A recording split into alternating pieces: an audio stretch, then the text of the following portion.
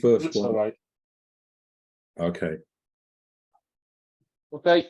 Good evening to all of you who've managed to arrive, and anybody who might be watching at a later date. Thanks very much for joining us this evening to launch Bowls. You can't quite see that properly.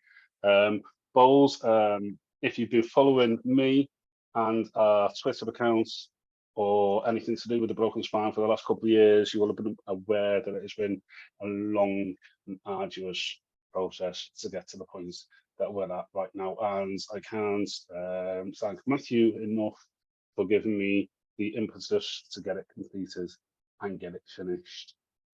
During my study of my master's degree, I don't want to talk about too much because it's a little bit pretentious, isn't it? But during my studies, I did a lot of reading into real men and into representation.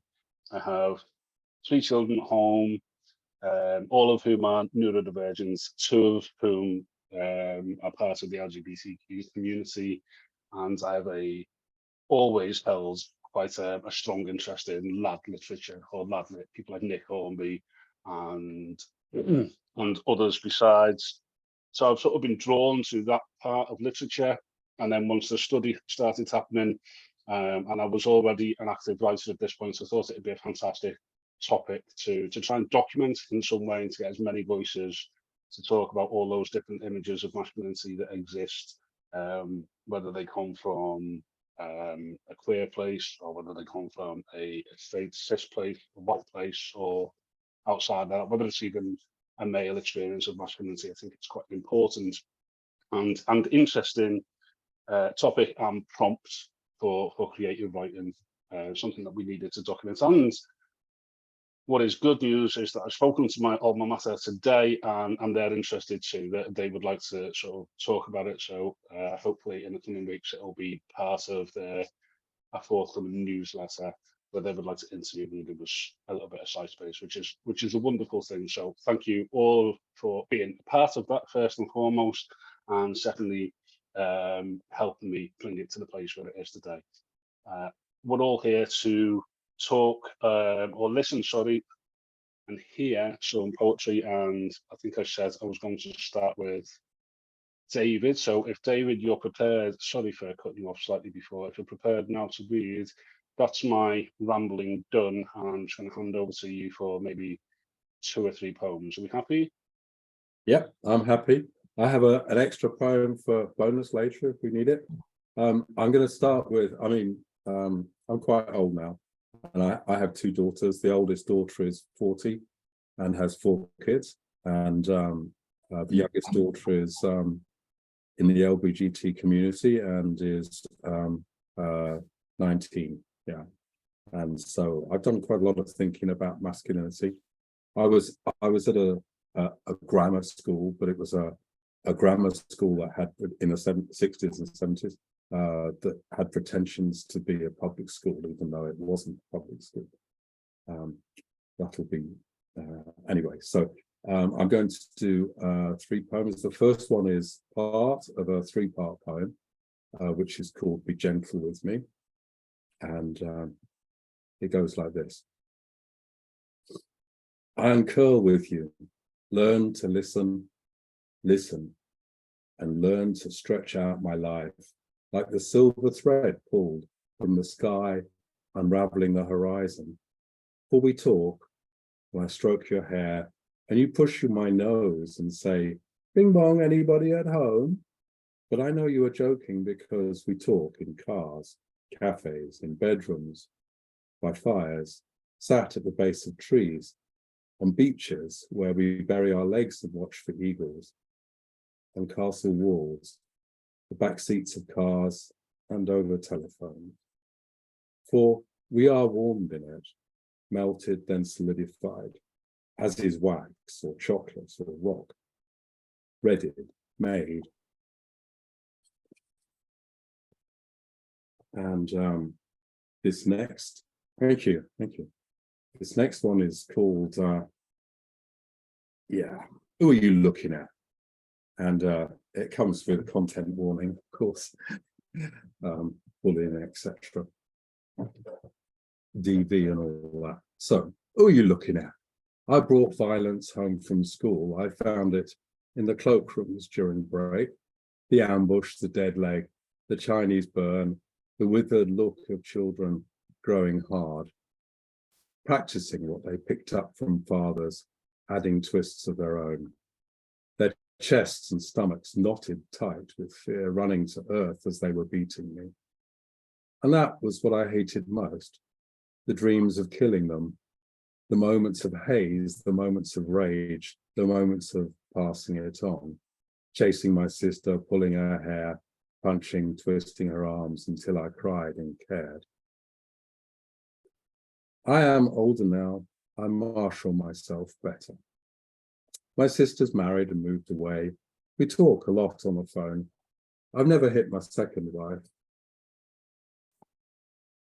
They, in corporations, with women, they know how to shout, how to get what they want. I bite my tongue in meetings. I keep a "don't fuck with me" resignation speech written on my palm. And when the children in these men are up and ranting, I know how to play the grown-up uncle. I know the words to pull them back from their edge, or to make them hiss, collapse, wrinkle like an emptied scrotum.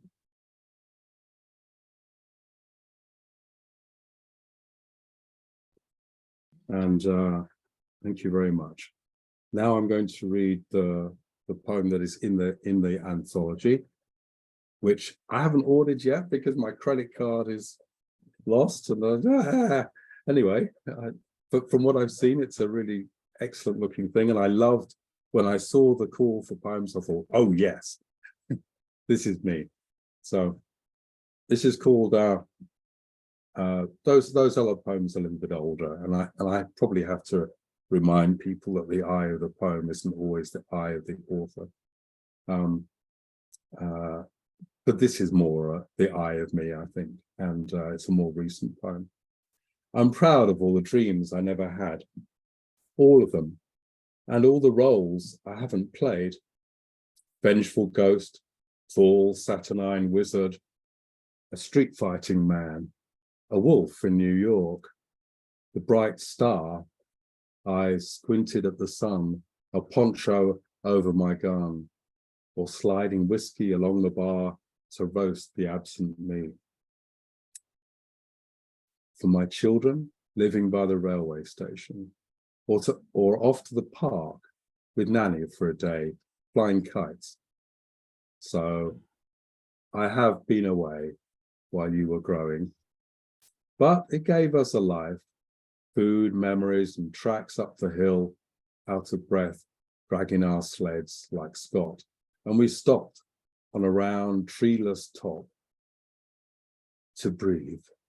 We looked around, snowy peaks and skies, mare's tails, the fern, and I opened my hand and unclenched my fist, let you go, to ride first, by yourself. I'm proud of that. Thank you. Well, that's all for now. So I'll hand over to our next star. Really much, David. Thank you very much. There's some really powerful stuff there. Some really powerful stuff, and I think it was the second poem, the final image, the final line was really powerful specifically. And I think it's really important that you did mention that difference between poet and poet speaker, and how we ought to be careful as listeners. And I'm sure that all of us here, but maybe our extended audience wouldn't be. So it's really important that you brought that up, and I'm going to second them. Okay, the next person on my list. Now I do not want to end. I don't want to minimize. There we go. I have to go back to my list. Is Glenn Barker. Are you ready to read for us, Glenn? Yes, I am. Yes. First of all, I'll read the one that's in bold. This poem is about the power that trauma or abuse holds over you, and how it feels to be trapped by that. And the urge for men to stay silent, what I write in the poem is the code. Like the song, Big Boys Don't Cry, or Tell. Yet something I was reading the other day, no feeling can hurt you more than the act of avoiding it. But before I read that, where's it gone? Okay. This is a poem that was written, I'll just read the first two verses, a poem that was written 233 years ago by William Blake in Songs of Innocence and Experience. And it's called A Poison Tree. I was angry with my friend. I told my wrath did end. I was angry with my foe. I told it not. My wrath did grow. And I watered it in fears, night and morning with my tears. And I sunned it with smiles and with soft, deceitful wiles. Which is as much to say as nothing has changed in terms of the way that men, perhaps more than women, might hide. So surface tension. Your words and hobnail bile run over my touch soft water and sharpen them into steel knife edges, cut, sliced, diced, packaged and stored, deep coalesced. Frozen they lie, deep wedged ice, layer on layer, hard over a bicol depth. Skates groove and graze and scrape, yet make no impression on my layers. Brittle cast footprints, numb cold to touch. Show me a man a mile high who doesn't pull his own blades into the morning, past the heave and sweat of inner quarried hours. He's still searching for himself, his flesh, his divided essence, surviving on stucco chat, hard trimmed, square on, hurt and honesty and touchstones repulsed. The code of conduct remains intact, stone silence, stone weight, killing the air, anima and animus, stone voices and gym stairs, another round of steroid push and puff, and snap echo manchaff. I'm fine.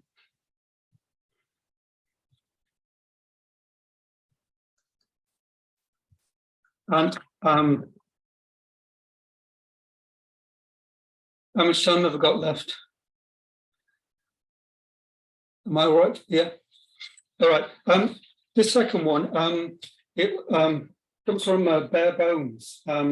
It was a very early success for me. I actually got published, and this is back in 2022. And this is a trigger warning, really, because this is about something called Stockholm Syndrome, which you may all know about. And it's called Seaton Carew, which was a documentary I saw on the TV, I think it was BBC, about this guy whose name is, excuse me a moment, where's he gone?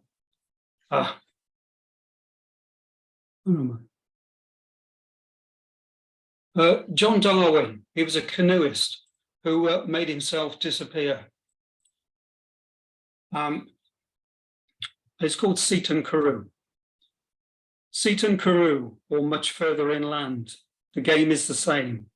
Innocent grooming turns manipulation, turns coercion, whether conscious or unconscious. One becomes jailer, the other prisoner, far from Stockholm's cold reach, but still a black heat of deception. Me for me, you for me, mind over mind. The big lie, you, my puppet on a string, whether I admit it or not. Calculated, this two-handed game, domination over submission. My ends, with you as my means. Psychological or physical, threat, fear, pain, to be done to, behind closed doors, curtains drawn. Call it what you like, this syndrome, Stockholm or some other city, town, village, suburban road, or leafy avenue. Pretense, masquerading the self-seeking animal. Cloak of inadequacy, No humanity dwells within this frame. Lies upon deceit, upon delusion. A cold, empty, dark heart. The wreckage of this prisoner, torn into too many disconnected elements to glue back together, whole again, wounded in action, scarred for life, written on the body, seared on the mind, that forever keeps the score. Sorry, that's a bit black, that one.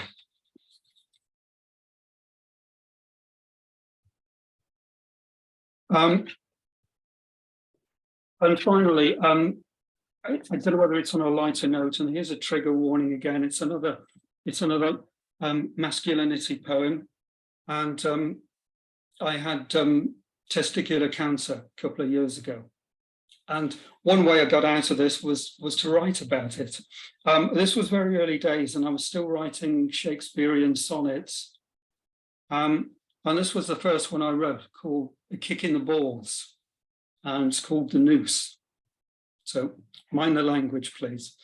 Spherical and in the plural, your balls, bollocks, nuts, an endless source of humour, until you find a lump, the GP calls, an area of concern, a tumour. Counting the days till the hospital phones, I recall that Rumsfeld iconic quote, "Of things we do not know, the known unknowns, an invisible noose around my throat." Urology, the cock and balls clinic. You have a malignant cancer, explains Mr. McCormick. Orchidectomy, his Latin answer. Everything is okay until it's not, when life has stalled in the grip of a knot. Thank you.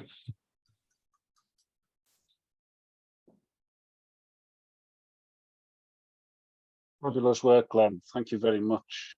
Really powerful stuff there. Really powerful stuff. And the rhyme in the last poem, I think that really added as well. It helped add such impetus. What I haven't done for yourself nor David, and I suspect that I should be doing this for everybody going forward, is asking if either of you have got work out there that people can order, people can purchase. And if you have, then do just drop it in the chat alongside your social media handles and the Rise platform, obviously. Okay, so I think that's a good idea. It'd be nice if we don't all know each other at the beginning of the night, if we can all be friends afterwards. That'd be lovely, wouldn't it? Next over on my list is Kate. Are you there, Kate? I'm here. I didn't. There you are. I'm here. I spy. Right. I am also reading 3.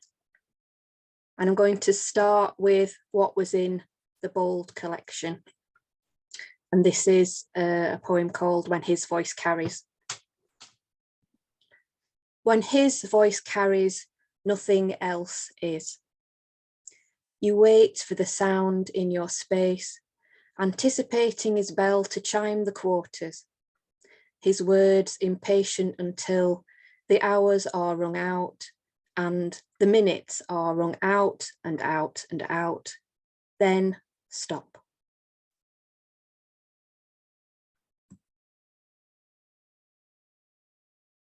Thank you.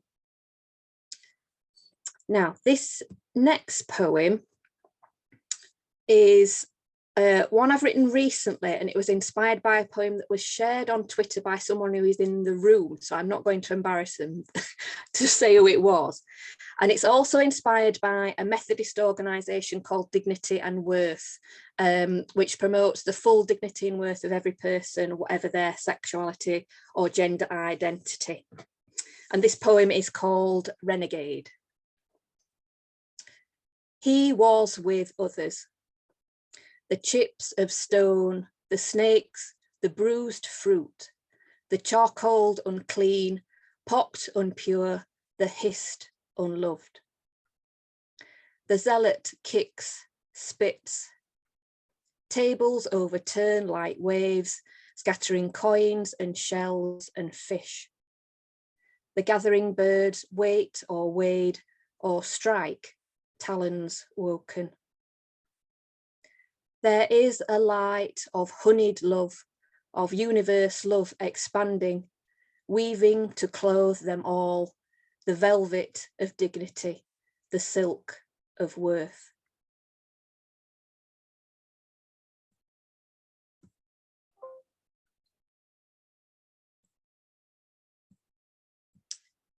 And my last poem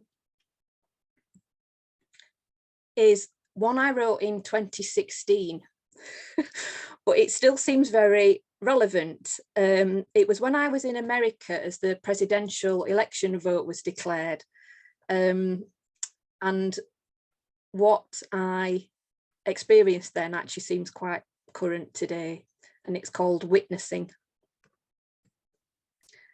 Our waitress at breakfast is talking to people about her choice and how there wasn't really a choice at all. She had not voted. Opinions range from rage to elation, indifference to disbelief. Some just say, deal with it, get on with things.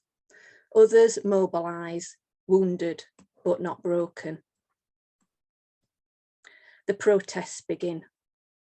Not my president, the protesters say, but democracy has spoken and has chosen not to save the day.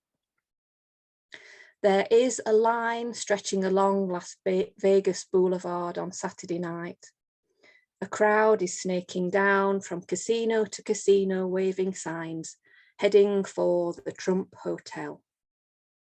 I see their faces lit by neon, their placards, their denim jeans, the crowd broken from time to time by the black of a cop's uniform, but they are peaceful.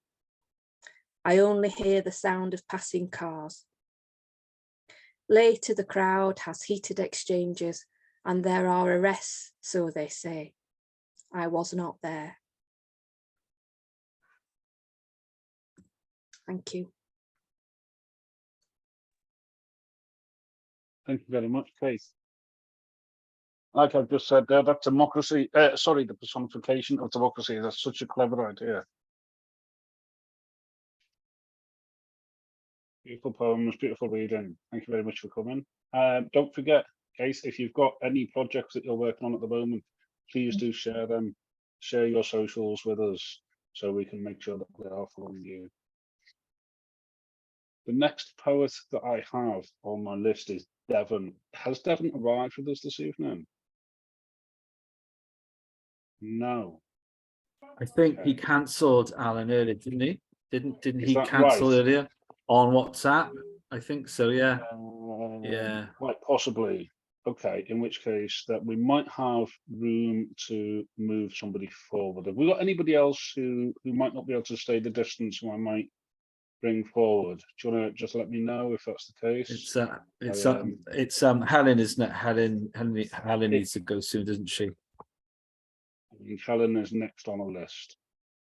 So we'll do Helen, and then I've just had a message from one of our open mic spots who is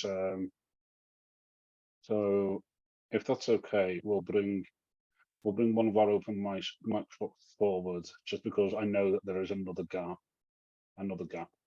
Okay, so Devon's not going to be with us, and Helen is. Are you ready, Helen? Yes, I can be ready. Okay. Okay. Yeah. So I'm going to read my poem Damaged, which is in bold.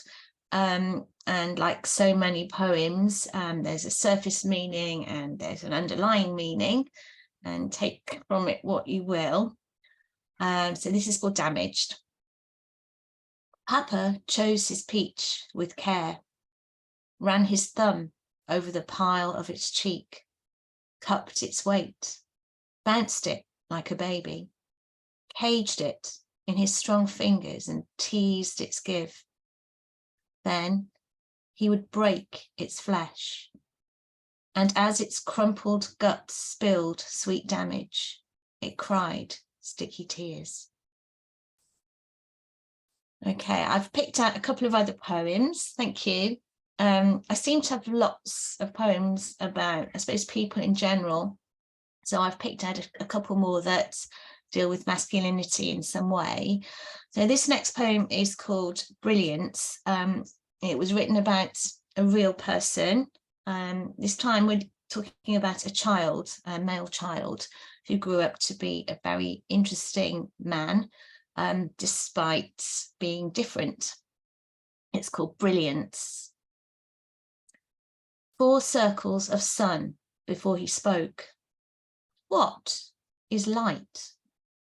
His curls, white lit, cooled to shadow, as a soft shaft shifted like a drifting veil, illuminating the lanterns of his eyes, striping his plump limbs, while a shine of wonder pinned him to his stool, his little fingers stroking his skin and finding no edges to the darkness.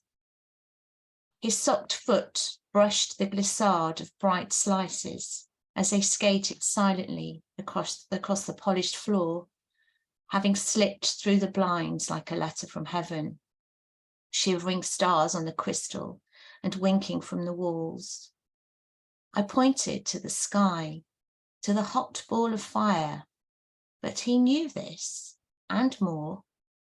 He needed words like electromagnetic radiation, perception, and spectrum. We were on different wavelengths. Still in childhood, he figured out the world by collecting all the pieces, but not the people. He never quite understood those. Thank you. And if you want me to read one more, I have another poem here, written a long, long time ago. It was, I think, for a poetry competition where we had to include certain phrases. So this one is a bit more about male mental health, which, as we know, is not always openly discussed and understood. And this one is called Duel. I cast my thoughts and gaze as the dilemma lands on the brink, anchoring itself to the place where grey swathes of petticoat waves fill the ribbon of sand beneath the iron sky. Each swish licks my ankles and sucks my soles, shackling me, weighting me to the monochrome that is wet and dry, here and there, life and death. I locked on another self.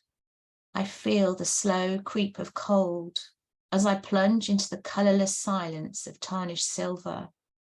It does not cradle me. It pulls like mercury, dragging me to a darkness where I plummet, then drift like settling paper. I erode. My skin peels and my flesh flakes, barnacles clinging to a medley of naked bones, which dumble and wedge in the murky depths. And I will one day be dredged, emerging like an ugly stillbirth from the dirty bed, my exposed soul too wet to fly. I reel in the man that is reddened and roughed, that was divided by decision, by land and water, by heaven and earth. Away from the fringe, our wings are dry, and we will soar. Thank you.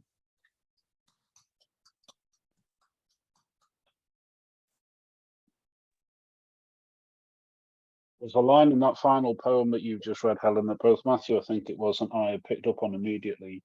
Soul too wet to fly is just beautiful. Thank you. Thank you very much. Genuinely beautiful. Well done. Helen, is there anywhere else that we can read your work aside from Bold? If there is, would you like to let us know? Gosh. Well, yes, I have a couple of collections. So the poem Brilliance that I read second is in an anthology called Hidden in Childhood, which was published recently by Literary Revelations. I think Jewel, the last poem, I think is in my collection called Frame, which really is about people generally, damaged people on the edge of society. And then, so I've got Frame, I've got another collection called Breathe, which is about nature. I've got one called Rapture, which is about love, and one called 13, which is just poems written in 13 words. And then I've got poetry here and there in different publications. Wonderful. Do leave some link for us all. Sorry? I said, do leave some link for us all and we'll support you as best we can. Okay, I will. Thank you very much. Thank you. We'll go to mute now and let someone else carry on. At this point, I was going to introduce David Hanlon, but David's had to step away very, very late in the day. There's something that's gone on at home, unfortunately. David's fine, and he sends his apologies. It would have been lovely to have David here. In lieu of not having David here, when it comes to my time to read, which I think is quite short, from now, I'll read his poem from this collection. I think that might be a nice thing to do. But what it does give me an opportunity to do is to bump. Now, forgive me if I'm not pronouncing this properly. Is it Neira or Neshra? It's Neira. That was perfect first Neira. time. Yeah. Okay. So Neira is one of our open micers who she's not in the collection, but you've come to join us, which is fabulously supportive, hugely appreciated. But I believe that there is a little one downstairs that is also falling for your attention. Yeah, thank you so much. I heard about this from a contact. Someone forwarded an email from a writing group I'm in, and I'm so happy I made it. The readings have been amazing so far. Thank you so much, everyone. Yes, I'm not at home. I'm on holiday in Bosnia with family. It's Ramadan. We've just done the breaking of the fast. Everyone's downstairs. I can hear my baby. So I've like slipped off. I've also see there's at least one person here from an open mic I did on Thursday with Serin. So one of the poems I'm reading is from that open mic. So apologies that you're hearing it again. Yeah, I've got 3 poems. I have no idea how long they take. I don't even have access to all my stuff. This is someone else's computer. So just tell me if I need to stop. I'll just get going. I should say as well that all these are from my first collection that I'm currently working on, that explores masculine tenderness and feminine violence. So let me see. Okay. I'll do this one first. The first 2 more obviously relate to those themes. The third one, not so much. Gravel. You had blonde curtains, dirty blonde, Nick from Backstreet Boys, Leo DiCaprio in Titanic, a rogue, I was told, who felt up girls in the cold light of day, frantic. You called for me, as we used to say, on the estate. You called, I opened, grabbed my bike, your smile in front, mum's disapproval behind. We rode out to an empty car park next to the old secondary school, both of us still in primary. I can't remember talking, it's all we did. Hours slid by like us on our bikes. We talked most mornings at the bus stop, me in private girls' school uniform, long skirt, flat, black shoes, you, calm, and then cocksure in the back row. The other girls must have wondered about us. One hated me for all that I wasn't, called me packy and slut. I was a virgin, you know, mum from further south and east than Pakistan. I felt her want to hit me like a stone in a shoe searches for softness. She pounced while I jumped rope. I shook her up, flung her like a stone. She never touched me again. Like stones she was, everywhere. No, like gravel in the 90s. Years later, one of the guys, happy to chat me up now you're in prison, says, you found me so pretty, my protection. Was there a house you wanted to rob but didn't? I like to think of the many other houses untouched, not the one that got you locked up.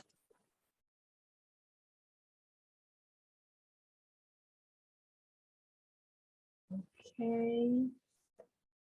Here we go.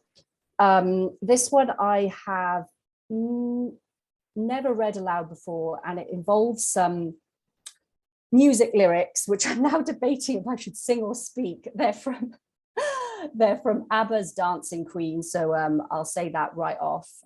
Copyright, obviously. Let's see how it goes. Okay. Mohair. Saturday night, street alight, high, glass breaking, oh, dancing queen, young and sweet. Whoa, hottest man you've ever seen, real or famous. Your friend calls you a lucky bitch later. You let your way be blocked, let yourself be touched up against a closed shop window. Everything is fine. You're in the mood for a chance to meet again. Only one first time, and he's in the US Navy. His hands in your wavy hair, making you wavy in the lift of his travel lodge. He sees your beauty spot, kisses it. Alone together in his room, having the time of your life. You drink Hennessy out of a white teacup. Black knee-high heels touch denim skirt, mohair top. His hair covered by a do-rag. He uncovers the tattoo across his back, his dead brother's name. He's young, 21. You're younger, only 17, both hungering for each other. Your body not learned this desire yet. You don't know what the Navy does. You know soldiers don't give up.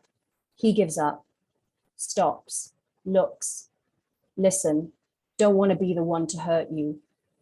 Feel the beat, desire and desertion, sweet like devotion. You hold hands outside. See that girl, watch that scene, wave goodbye. Anybody could be that guy. Oh my God, you're gorgeous.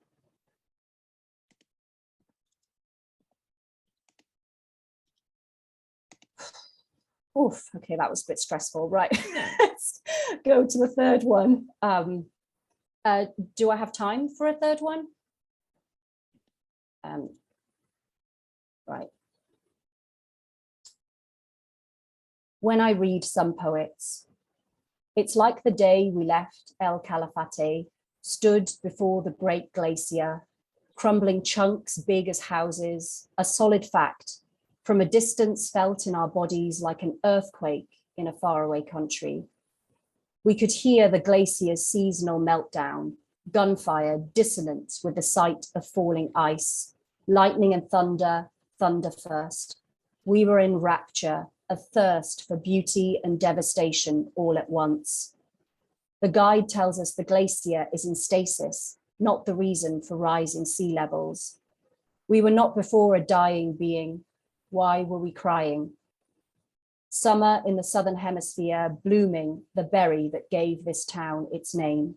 Blue and pink ice melts, purple fruit stains our lips, the tips of our fingers in El Calafate, on days other than the one where we saw this falling apart together.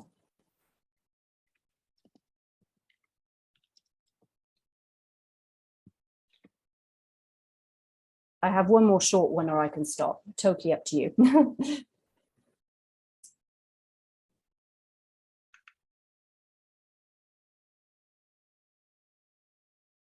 I'm really enjoying your reading. I'm happy for you to read a fourth very quickly. If it's Oh, okay. Yes, it is a short one. Here it is. Go for it. Okay. I hope everyone knows the game Duck, Duck, Goose. Childhood memories. Duck, duck, duck, duck, duck, duck, goose. Duck, duck, duck, duck, goose. Duck, duck, goose. Child skips around the circle, hand taps small heads. Goose chases, last to sit is it. Lake in the park, ripple to ripple, ducks and geese swim on bellies, this is friendship. Ducks fly onto grass, bodies heavy for wings. Drake, drake, drake, drake, duck. Drake beats beak on duck's head, belly on back, fast. Too heavy for duck. Drake, drake, drake, drake, duck. 4 against 1.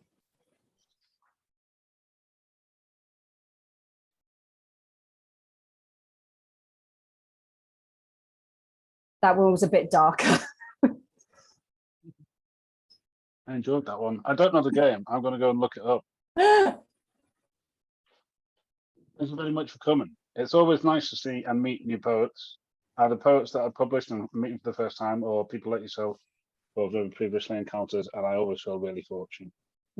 So thanks a lot. And Thank you. I really appreciate whoever it is that sent you the link as well. It's really nice that people are out there sharing that type of thing. The next poet I've got on the list is Mr. Hay, David Hay. Sorry about that. That's okay, David. So I'm just going to read one poem, and I'm going to read it from the collection, the whole collection. And obviously, it deals with masculinity, which is a very complicated thing, as is femininity, and all these sort of things are obviously in the news a lot at the moment. But I suppose my dealing with masculinity really started when I was about 13, and I was listening to a lot of Nirvana and punk music, and I got into a lot of feminism that way.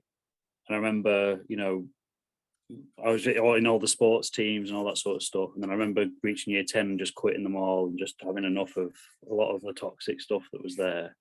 And so a lot of my poems do deal with this. And I do have a really, as you said at the beginning, I love a lot of the laddie writers, I suppose. I do find it very interesting. So like the Angry Young Men and all that sort of stuff. But so this is Goodbye by David Hay. Obviously. So above monuments of ash, fermented leaves cascade down the sky, and eyes thick and buttery view nameless landscapes made of shadowed dreams and blue bottle wings that create bridges in the sky, leading to regions unknown by vision or touch. Magicians of the social shroud and strut, eyes smeared with futures comfortable and predictable, whisper dark nothings to the heart of every star. With my homeless stare and clothes styled on the dead, I pick up a worm, raise it to the sun, as if it symbolized all man's fragility, before tulips drenched in the orange blood of the sun erupt out of his eyes, its stems burned into the smoke of sorrow. I breathed in my last childhood dreams and coughed until my throat slicked with fire, birth from the devil's first laugh spits out dust. Eat the open wind, I shout, madness kissing my eyelids, until they're like sardines dripping with autumn sadness. Gone, the pigeon cries, notes clicking against the stars, fastened on the lightning slicing through the thunder, until the fruitless rage is held in my bowels and expelled until I see myself an old man, unable to discern the toilet from the sink. The hours cannot contain my grief. I get up, go to work, smile and pretend my brain isn't throwing up toxic fumes. Oh Lord, when did I become so predictable? Swifts pour down the black hole of the sky into my open mouth, becoming one with my blood, cells within cells within cells. Goodbye, Mum. Goodbye forever. Thank you.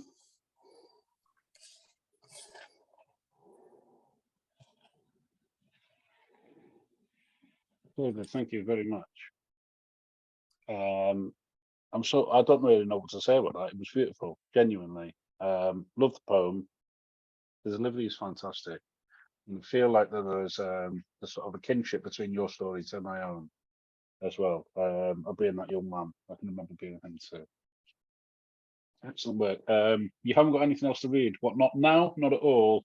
Or you're feeling shy? Which is it? Are you going to stick around? Yeah, I'll stick around. If there's room at the end, I'll read something at the end. But yeah.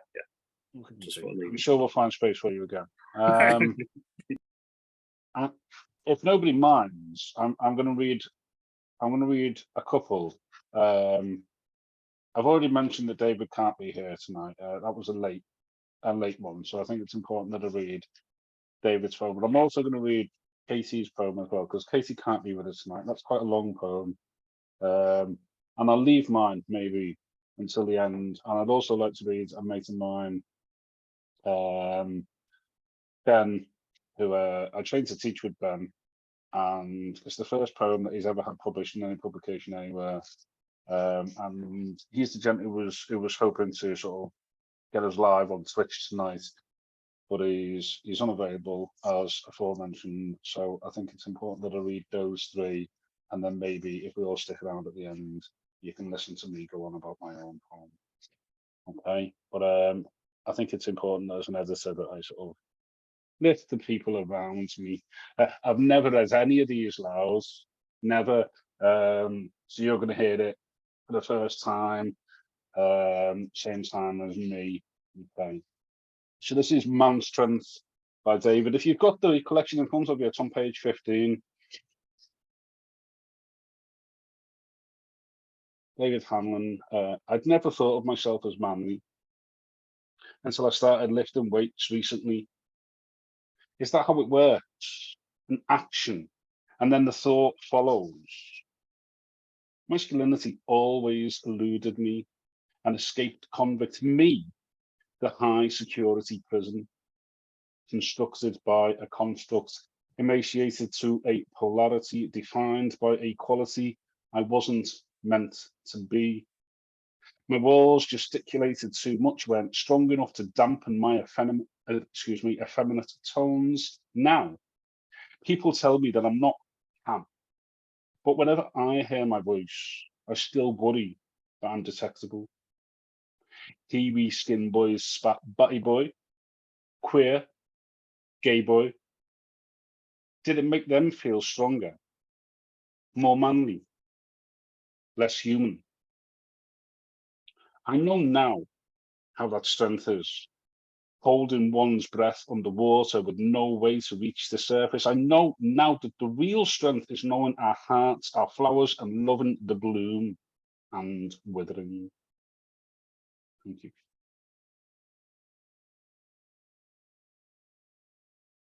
I didn't do badly then, did I? I was expecting to do far worse. This one will be more tricky. Like I say, I was really fortunate to meet Katie last Wednesday when we hosted the Henry Normal gig here in Southwark, my hometown. She managed to make the journey up from down, I think it's Gloucester way, where Katie comes from, and that afternoon she actually headlined the bill. She came on at the end after Henry had been on, and she read this poem. It's a found poem. It's on page 17 of the collection. If you've got one in front of you, it uses text only found in Men's Health magazine. Excuse me. Overhaul your life. Men's Health is about proactivity, unabating positivity. There's never been a better time to take control. You only achieve by pushing your boundaries. Keep it real. If you want to improve, pick your personal antidote. Habit building, not resolve. Be greater than whoever you are. Today, make yourself accountable. Refuse to take no for an answer. Grin at the spectre of pain and fatigue. You don't have to fake something if it's real. Work hard and make good on your talents, ambition, faith, and confidence. Realize your physical and mental potential. Make no excuses.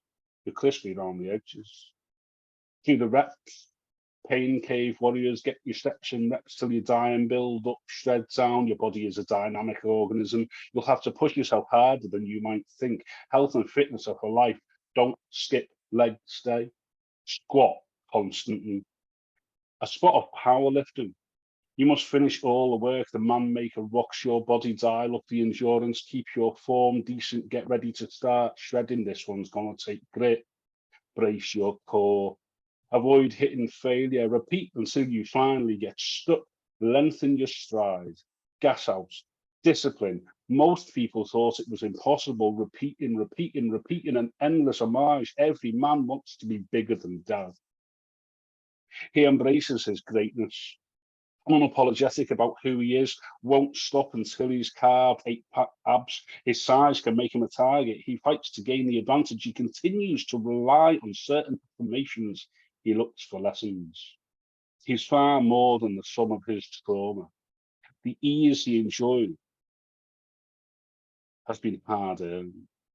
Quick to smile, fast to laugh, a happy storyteller, thoughtful both on and off the field, longer, leaner, and steelily lupine. He gambols on.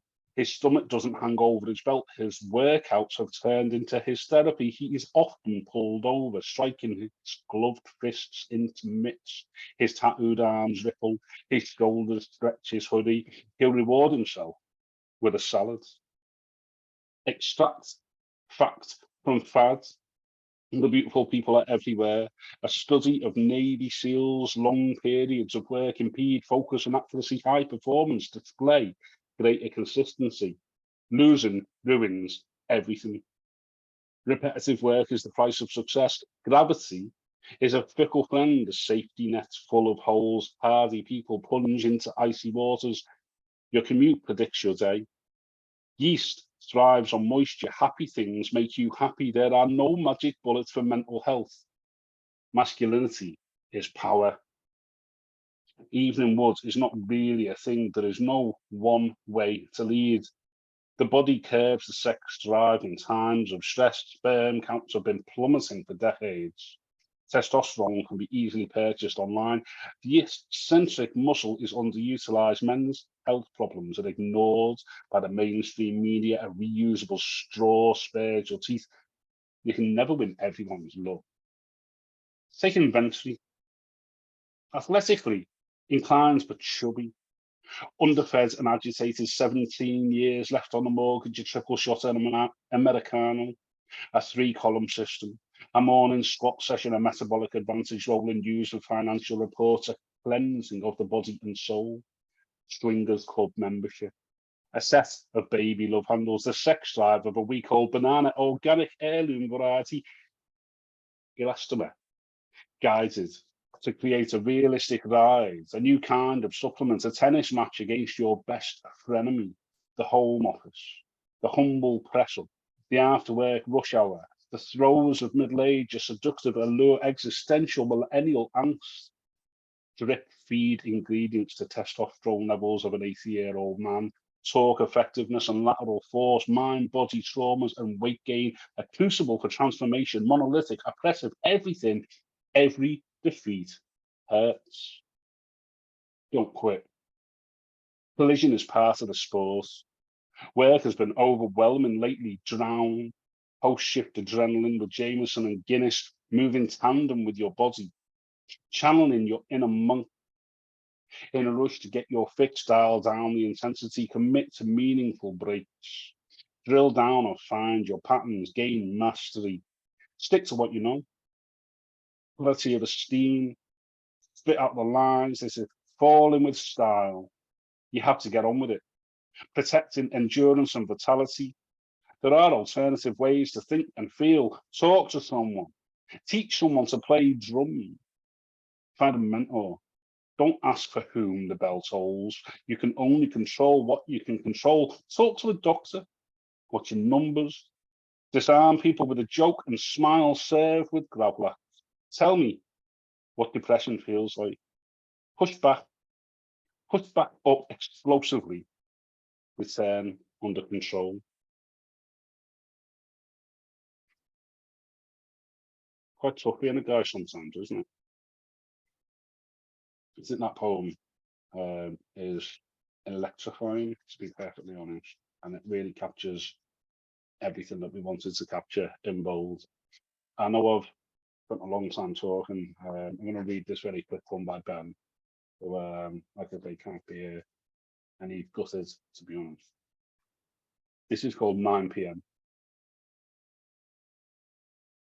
Sitting on hot, lilted sand, with ghosts of glory, lovers getting everywhere. Sand slipping through my fingers, like her hair through his. A car door slams. Alone with the fleece of the night, a wash of waves comforts me. Watching a slice of green grass embedded in the sable as it is pulled towards relief by little tides. It's never going to make it. It's going to make it. Emerald, sparkling under the navy, knowing nothing, feeling nothing. Finally, the glass breaks through and ventures west towards America. I wonder when's it going to be my turn. Thank you.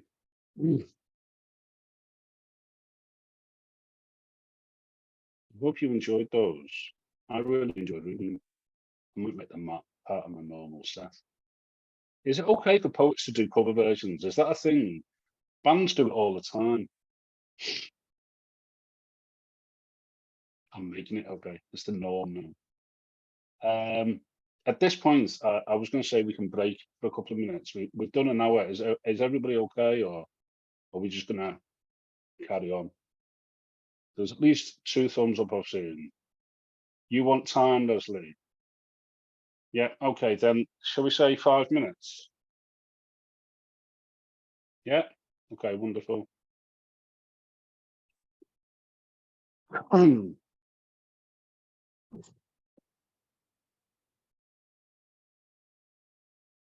Chat amongst yourselves.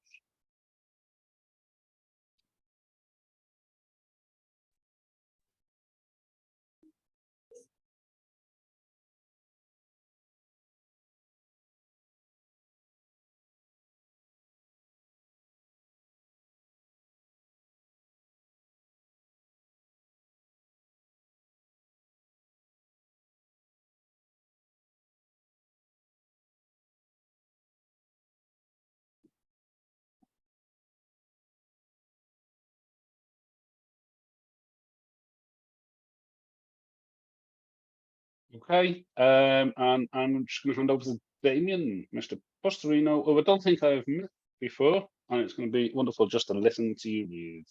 Can't wait. Well, thank you very much. Well, hi everyone.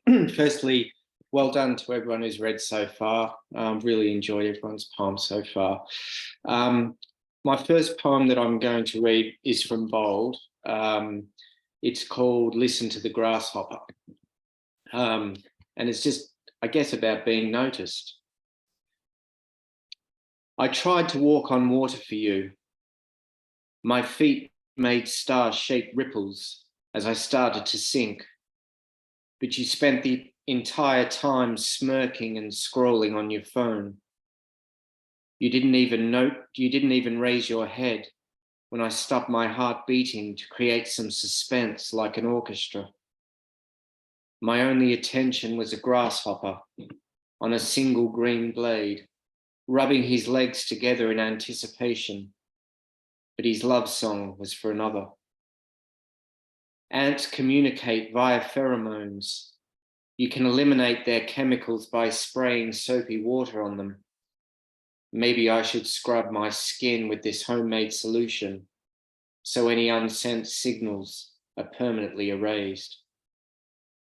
The male mockingbird is a more prolific singer as it yearns for attention, mimicking the sound of anything. Somebody look at me, he says.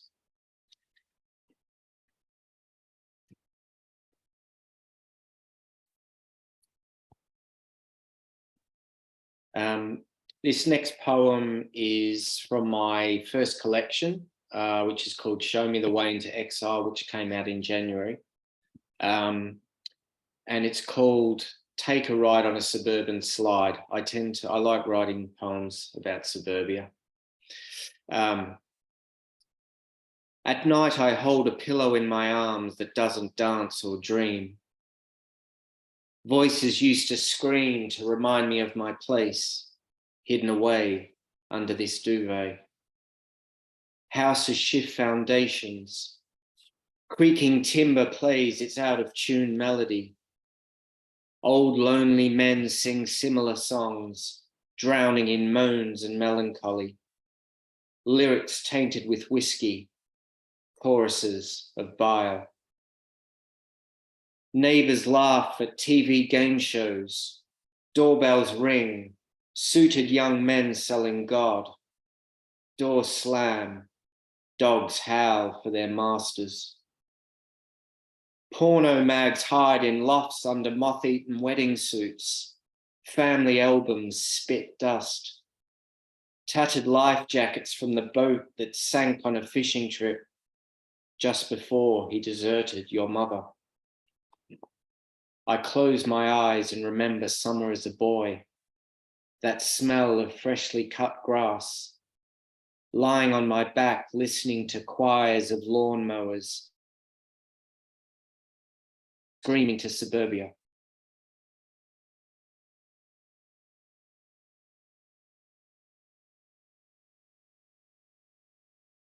They were, and this last one is quite a new one. It was originally called Midlife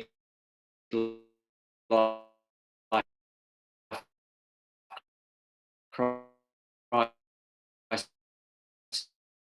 but I changed it to face and stay bent underneath. Never school, their cheers disguise lies lived in shadows. I've been thrown. Beware the ones who confess they have too much to lose.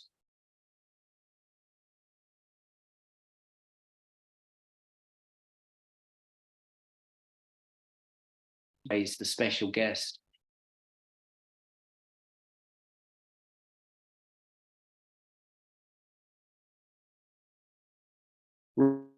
Rush fairy tales.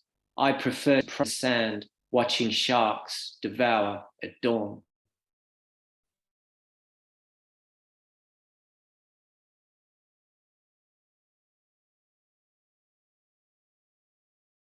The roses give me their backs.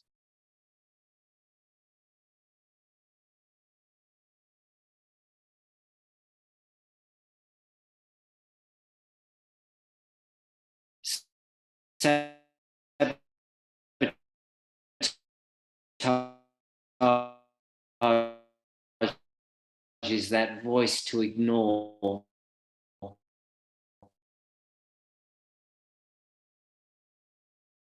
Nope.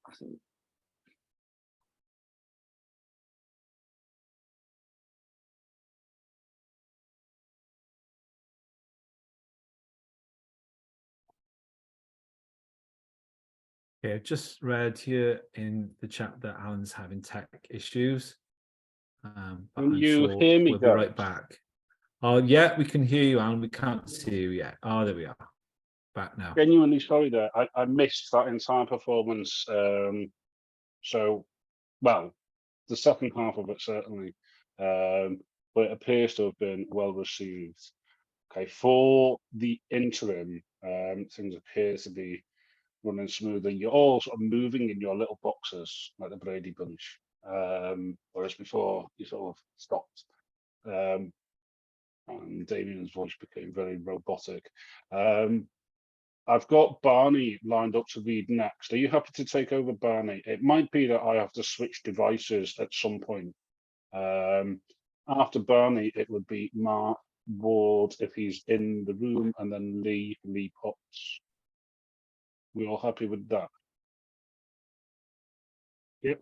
Okay, and that's just in case anything goes down for me again. I thought I'd let you know those 2 or 3 names in advance. I'm going to hand over to Barney. I won't do too much talking. Again, thank you, Damien, and apologies for missing you. Wow, thank you so much for this book and for staying the course over the couple of years that it took to make it happen. It's really fantastic, and it's a great honor to be in it. And the way that it sort of plucks at the dynamic tension of masculinity is amazing. And you know, I mean, and thank you, Alan and Matthew, for having that kind of masculinity that's enabling and empathetic. You've both got it in spades. You're saints, really, for the work that you put in to create moments like this. My first poem is Woodwork, and it's featured in the Bold anthology. Woodwork. Our bevels sanded silky, knotted kinkeries inclined into concave curves, all such glitches expunged or veneered. The vice-like grip of tension held us deadlocked in a dovetail joint, in splintering suspension, in a web of complex chiseling nerves bouncing and rebounding within our abject clamped stasis, and every affirmation mouthed pounced on as clickbait within our abject clamped stasis, reading the varnished intent within as ever. Too late, but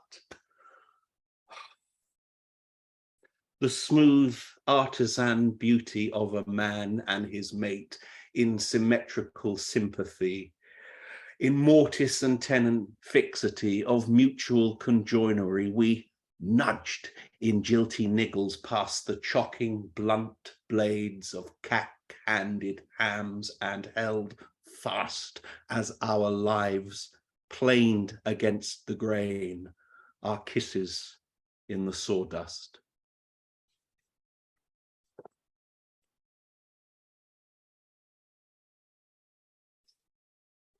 I've just got to promote my current collection, Cul de Sacrilege from Polari Press. I've put a link in there. It's really like it's like a small town boy journey of leaving the rural, leaving rural Dorset up and traveling up with a heart full of hope to the promissory promiscuities of the distant cities, and then in a bizarre twist onwards into an Armageddon which may be of the mind or maybe for real. These are my next poem is called Accusative Masculine Singular. You cunk. An affectation of affectionate vernac Glaswegian from the nominal, normative glisclobbed, a normative lewd, reborn in matey, libati, backslap churn, incubated in the radicatorum of a barroom studiously faux brawlings and the display mode pepper spray of bonding, binding curse words in free fall clashcade, herding a tether of barking guffaws to the trough of taps and optics, and a pissed, fug, huddled, fuddled cursory squiz at their lives collectively to come of making do, in which these self-professed pedestrian fucking mad moments will be the memories possessing all too readily and all too sorely hung onto.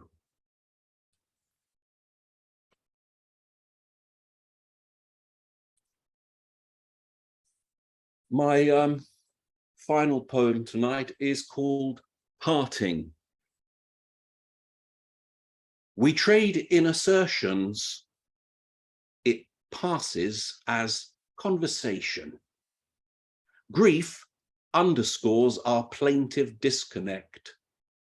The erotic discharge was no supernova. My beveled orify, no stargate. Another Pyrrhic fuck for whoever the fuck it was that clambered on and off so adroit, so sanguine in their poise, point and purpose. We'd angle poised before, of course. He'd brought me off in a dank and dark cubbyhole, shushing me sibilantly as I came, so as not to wake the cornered boyfriend, mouldering in skank come down, soiled by the suburban stupor of the premature nostalgia of parting.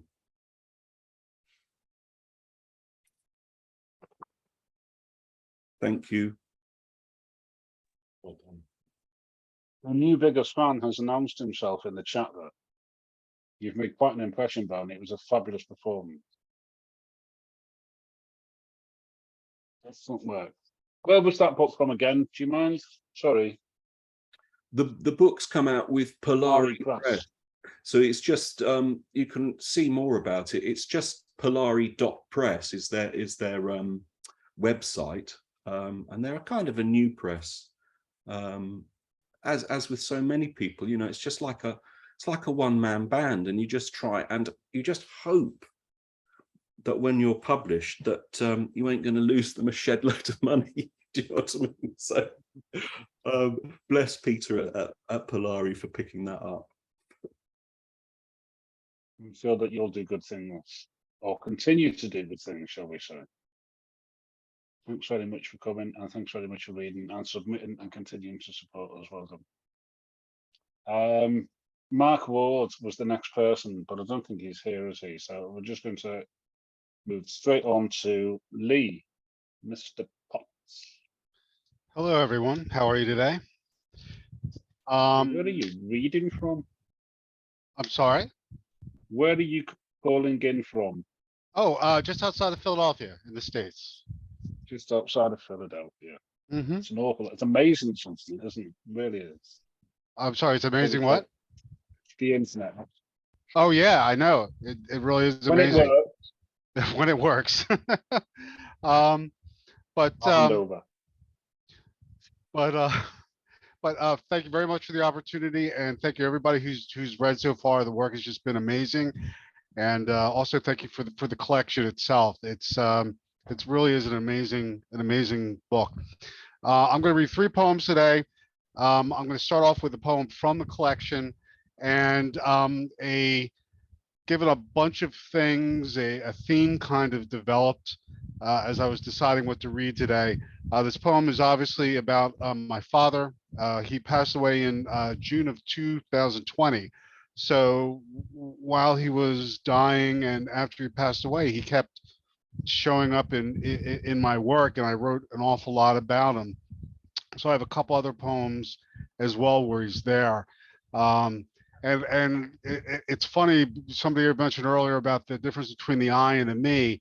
And it's also, when my family reads these poems, I try to remind them that you might catch glimpses of him in there. But it's not exactly him. It's the poem needs to go where it needs to go. So don't get too upset if it doesn't match your memories, or if you're not sure you like what I wrote. Anyway, just one last quick thing. My father was an avid gardener. He grew up in Philadelphia, in the city. He couldn't wait to move out to the suburbs, so he had a backyard that wasn't a concrete slab. He couldn't wait to have grass. And then him and my mother, when the kids were all grown, they couldn't move out, couldn't wait to move even further out. So they live out, or my mother lives now in a much more rural place. So his biggest disappointment was that I couldn't wait to be back to the city after he worked so hard to get us out. So anyway, I'll start with this first poem after probably a little bit too much information. It's called Terrible Monuments. I cut and burn each year, but the kudzu still comes back. The root of it, hard and silent as a thigh bone, must still be at work beneath the shed I built after clearing the landscape that came with the house. Dad would know how to take the last of its life from it, even hidden there. But now it's too late to ask, and all of his gardens but one are gone, fading like dreams once they were left alone. He knew dry spells made a new tree drive its tap root to seek deep. He also knew it had to be watered in the day it was planted, a hose left to trickle onto the bare dirt for hours until it was dark. He'll never know his abandoned orchards are already becoming forests. Thank you. In some ways, this is a twin to that poem. It's in the same general vicinity, but it kind of comes at things from a different direction. Every green thing's name. During every autumn's damp, incoherent days, you ordered more seeds than you could ever plant. They came in stiff paper packets and rattled, desiccated songs. You laid them out after dinner and tried to see into the next summer with a tarot of petals, stems, thorns, and leaves. Winter turned the kitchen into a tabernacle closed around those dark hours, keeping them hidden and apart. Death soaked in like gray rain, rust off the shed's steel roof. You saw that one final spring and just a bit of summer. The weeds set in fast. A garden never stays a garden. And one last one. This one particularly sort of annoys my family a little bit because the events described there were not just my father and I, they were a whole family activity. So my mom and my siblings always want to know, where are they? What happened to them?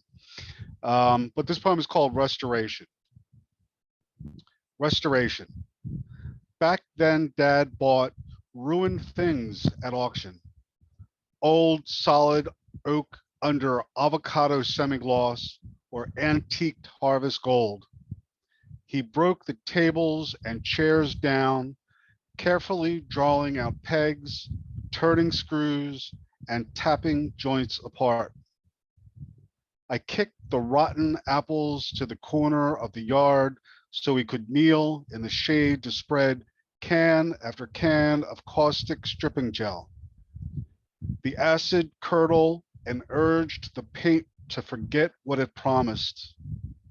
Wasps went after the scent of soft, broken fruit and left us to our work. Again, thank you very much.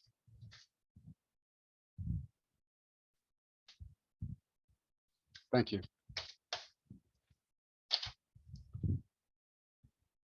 Fabulous work there, Lee. Thank you very much. Matthew was very kind to let us know in the chat that you're also the editor of a publication as well. Would you like to talk a little bit about that work?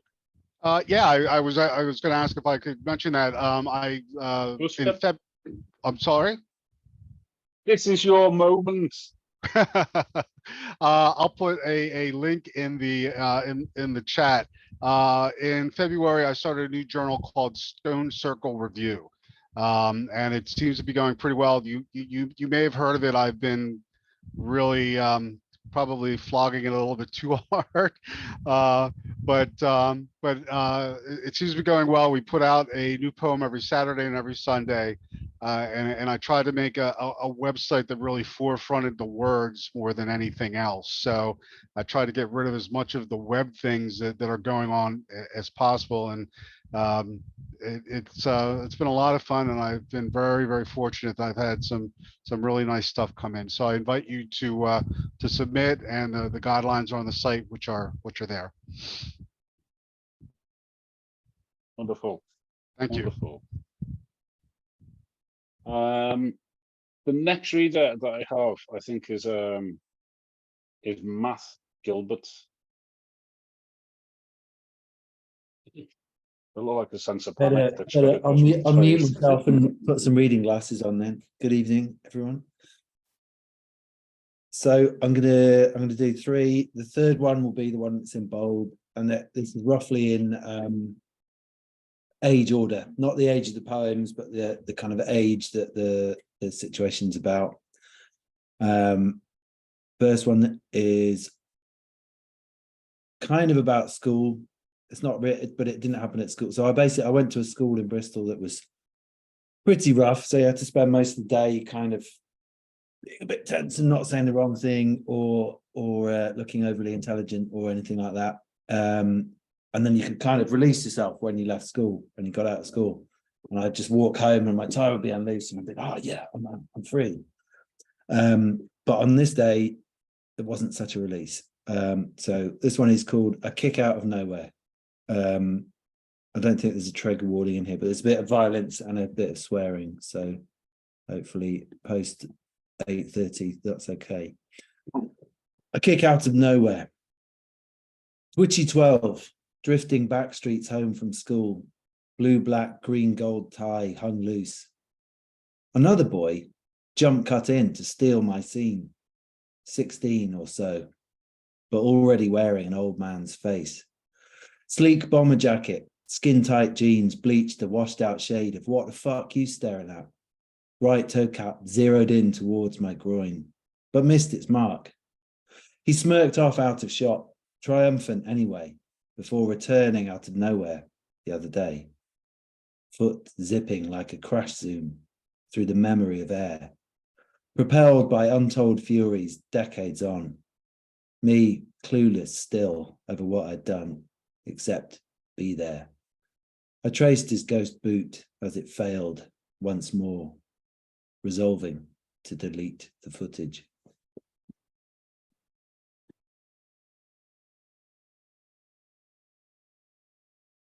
So this next one, a little bit older, sort of post college, trying to make your way in the world, being young, and I was more hairy as well then, and had a smoother face. So a certain high street shop used to do a moisturizer called Face Protector, and they, for some reason, because it was aimed at men, I guess they didn't call it moisturizer, they called it Face Protector. Bit like bulldog and things like that nowadays, because if you're a man, you can't possibly acknowledge you might be a bit vain.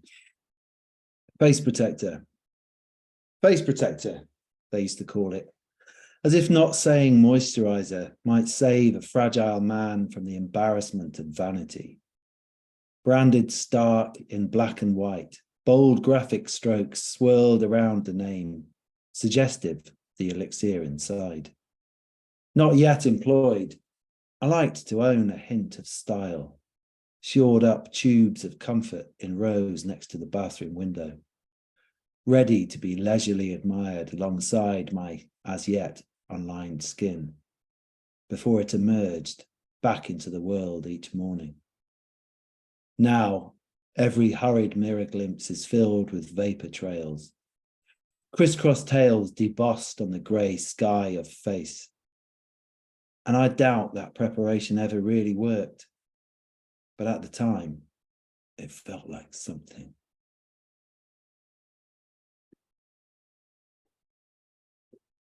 So this last one is the one that's in bold. Here you go. So this one is about being a father, well, I suppose being a parent, really. I have two sons as well. And this is sort of this idea that you're trying to do the right thing, but you don't really know necessarily what you're doing. A scrap of screaming blue. The dead bird is dead, Daddy. Look, come on. Oh God, it's not my fault, or is it? I wondered, pursuing my son reluctantly towards a garden corner in a cafe on the Vienne. River busy, shrugging off its stricken friend already. Cat killed, most likely. Mostly head by then.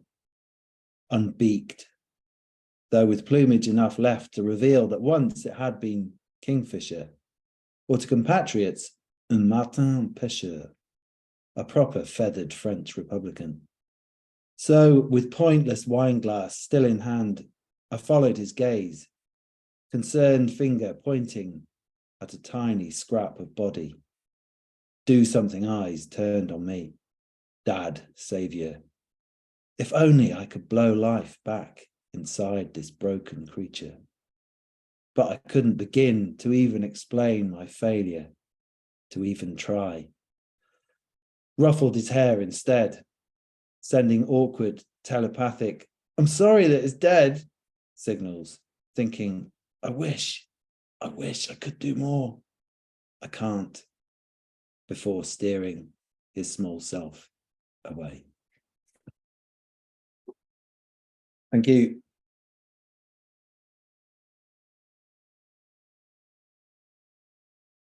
Mind-blowing stuff, man. Congratulations.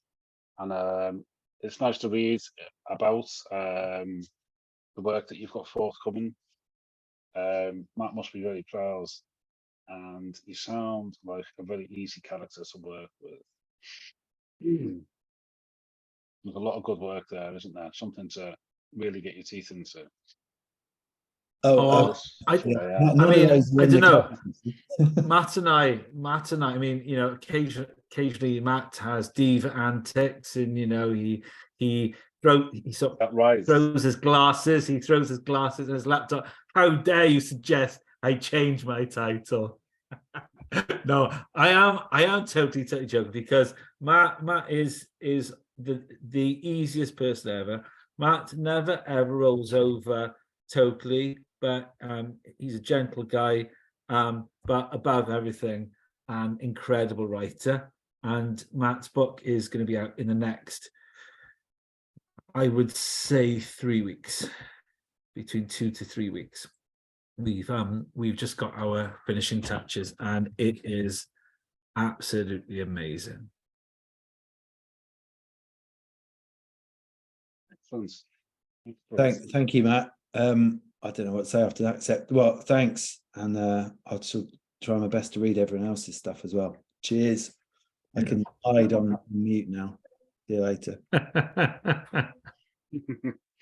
We're down to our final three writers who were featured in bold, those being our other Matthew, who we might stick with just because he was talking just then, Leslie and Steve, or Stevie, and that's where we're going to finish with our featured writers and open the floor up to our open mic readers, people who sort of thrown their hat in the ring to read a poem or two before seeing if anybody wants to stick around and listen to something way beyond that. Matthew, have you got something planned to read, Mr. Smith?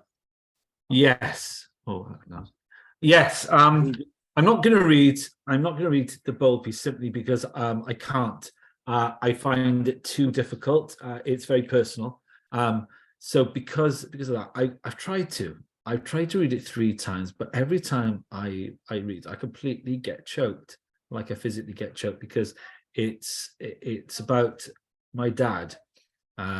So yeah, I'm gonna just duck out of that for fear of blubbering, like a totally useless person. But I do have some other poems I will quickly read for you.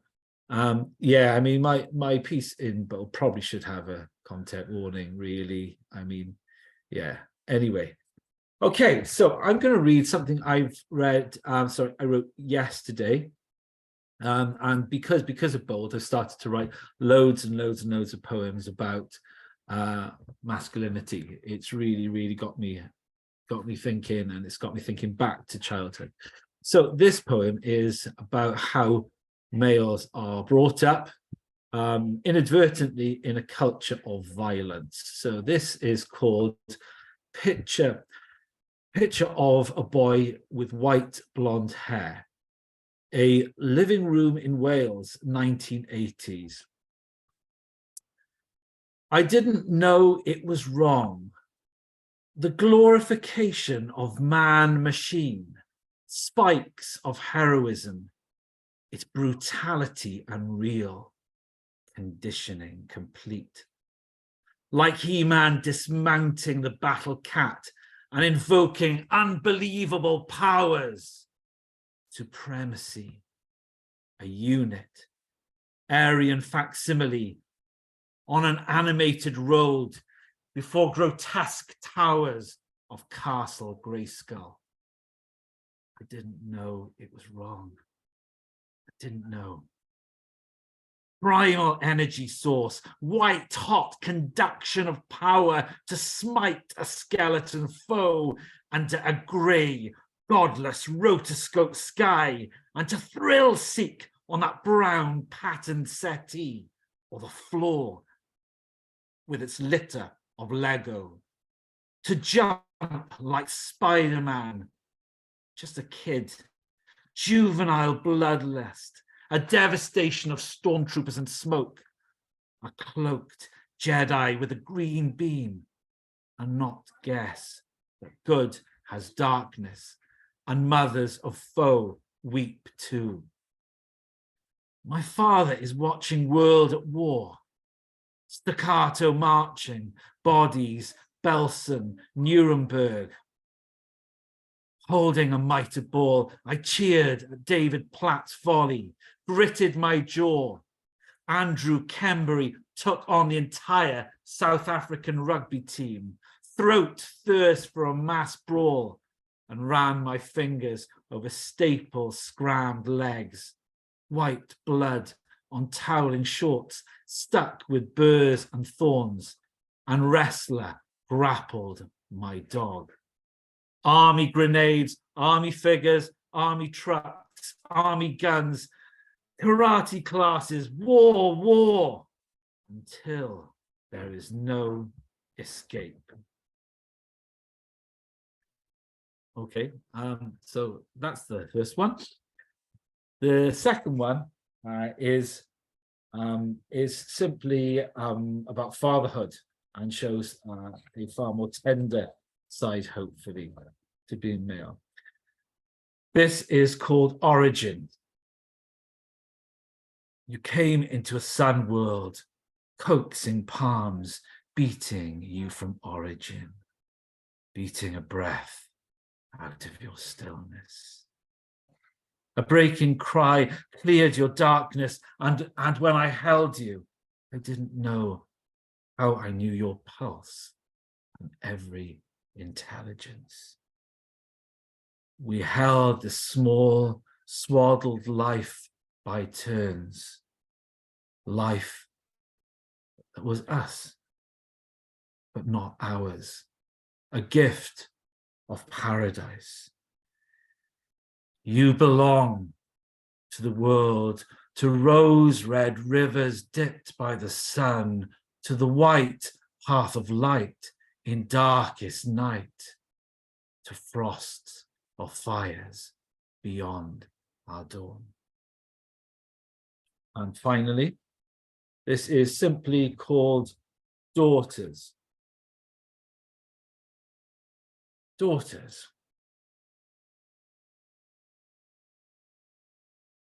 As they play in the ash-white light of noon, I hear that I am part of their story. I am a character in their chatter amid light footfalls on earth. And later I am forgotten in the chase and care of climbing. And when overcome, they reach up and rest, head on my shoulder. Soon I can just about move as they cling and bob to the motion of their walking ship. Thank you very much.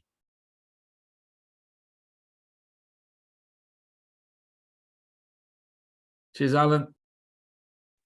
Are you enjoying this direction of writing, Matthew? Aside from being productive, does it feel good to be writing about these things? Yeah, I mean, I think I write about masculinity, and I think that I'm really preoccupied, like lots and lots of really good writers are now, in terms of the complexity of masculinity. I mean, I've got a trans nephew. I had a trans friend who died, who I also wrote a poem about yesterday. I'm a dad. You know, I've got male friends who are all really different and all have their different issues and stuff. I am concerned, you know, about male identities. I'm concerned about the presentation of men sometimes on social media and the polarization and the kind of silence of more gentle men, for want of a better word, and also the caricature of toxic masculinity, which at its worst is horrific and also can be incredibly reductive about men. It's just so complicated, isn't it? But this mag has got me concentrating on the subject, and you can see that with loads of people here, can't you? You know, loads and loads of people really zoning in on it. And I do hope that Bold or A Broken Spine explore perhaps some kind of second volume, whether that's about masculinity or it's about identities. I think that just this book has shown how much talent there is, and you know, it's just great putting it into an anthology and sharing it, isn't it? It's wonderful to see people using it as a prompt and taking it in all those different directions, and it's proof, isn't it, that masculinity is shapeless, or it shifts depending on your setting, depending on your background, your own experience. And I think that the truth of it is that there are so few of us who actually match up as men to that hegemonic ideals, that idea of what it is to be a real man, that we're nearly all failures, aren't we? Really, so it's really interesting to talk about that and to document that. But moving on quickly, because it's going to be far more interesting to listen to Leslie Reed than it is to me talk in depth about masculinity. I'll save that for my students. Okay, Leslie, are you ready? Yes, hello everybody. First of all, I'm not going to read the piece that I wrote that's in bold, and it's probably a bit too long because it's a short story. So I decided not to go for that one tonight, although it is a memoir piece, so I'm very proud of having it in bold. And although it doesn't present my dad in a particularly wonderful light, I'm sure he would be very moved and proud to see his story getting seen. So I am going to read something about a friend who I suppose embodied something I will call needless stoicism. That sort of thing where, oh, I don't need a doctor. Oh, shut up. You don't know what you're talking about. You've got the problem, not me. And it's for my friend Tony, who had his diagnosis of Lewy body dementia in the November, and by February he was dead. For Tony.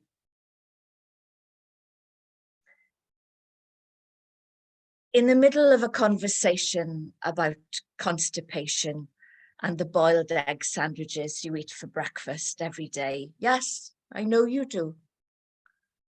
You ask me if I've visited that place I used to go.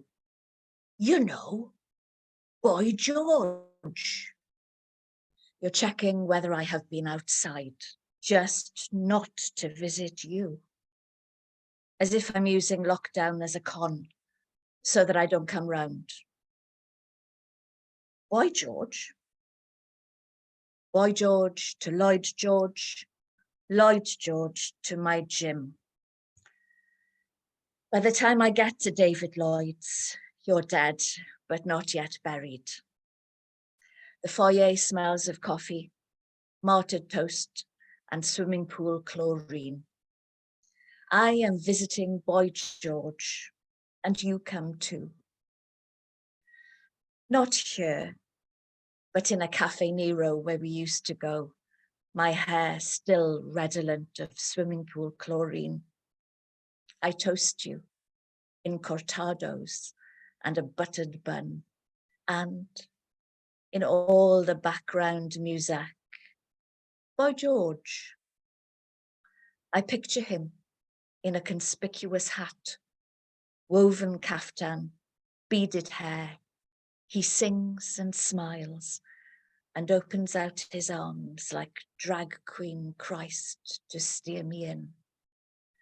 Give me time to realize my crime. I recognize the tune.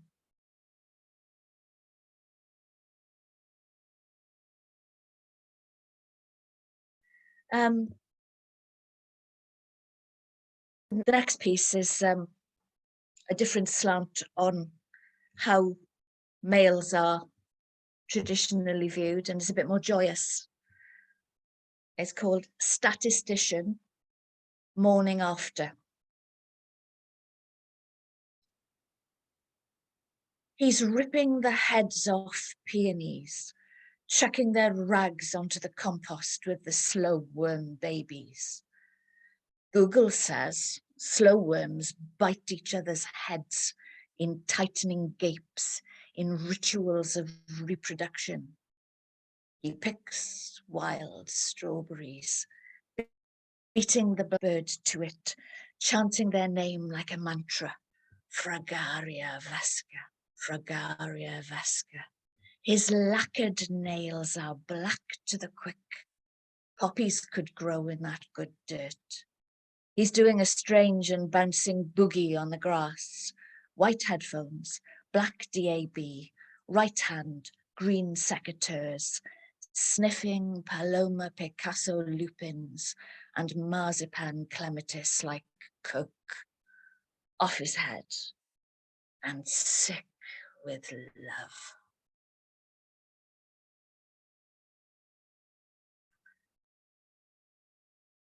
Thank you. And the final piece I'm going to read is, I suppose, what you'd call more of an example of toxic masculinity, and explains why at my advanced age somebody called me an emerging poet the other week.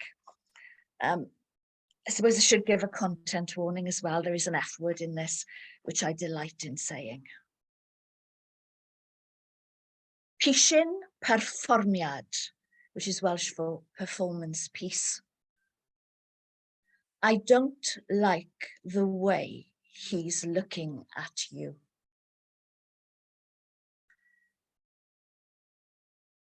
People need to know. People need to know that poetry is not a jewel. It's jewellery. I craft this thing and burn my hands, and still it isn't ready. But here, look, it's a thing burnished with a sharp pin, and I wear it here like a breastplate. You need to know that poetry is the whir of a cat's purr and the fur of skin prickling with goose flesh, or vuvuzelas of teams in combat zooming in the ears of spectators, and some fools waiting, slipping the streams of your conscious unconscious, saliva dripping into seas which ride us over waves of euphoria into somewhere. That somewhere is here. Here you are. And you need to know that poetry reading is not sex work, although it's fucking sexy. And you make my skin prickle with something that is undesire. My explanation leaves me unaflame, non-combusted, but busted inside somewhere. That somewhere is here. People need to know. Here. Here I am. Dyma fi. Arglwydd. Dyma fi. Thank you.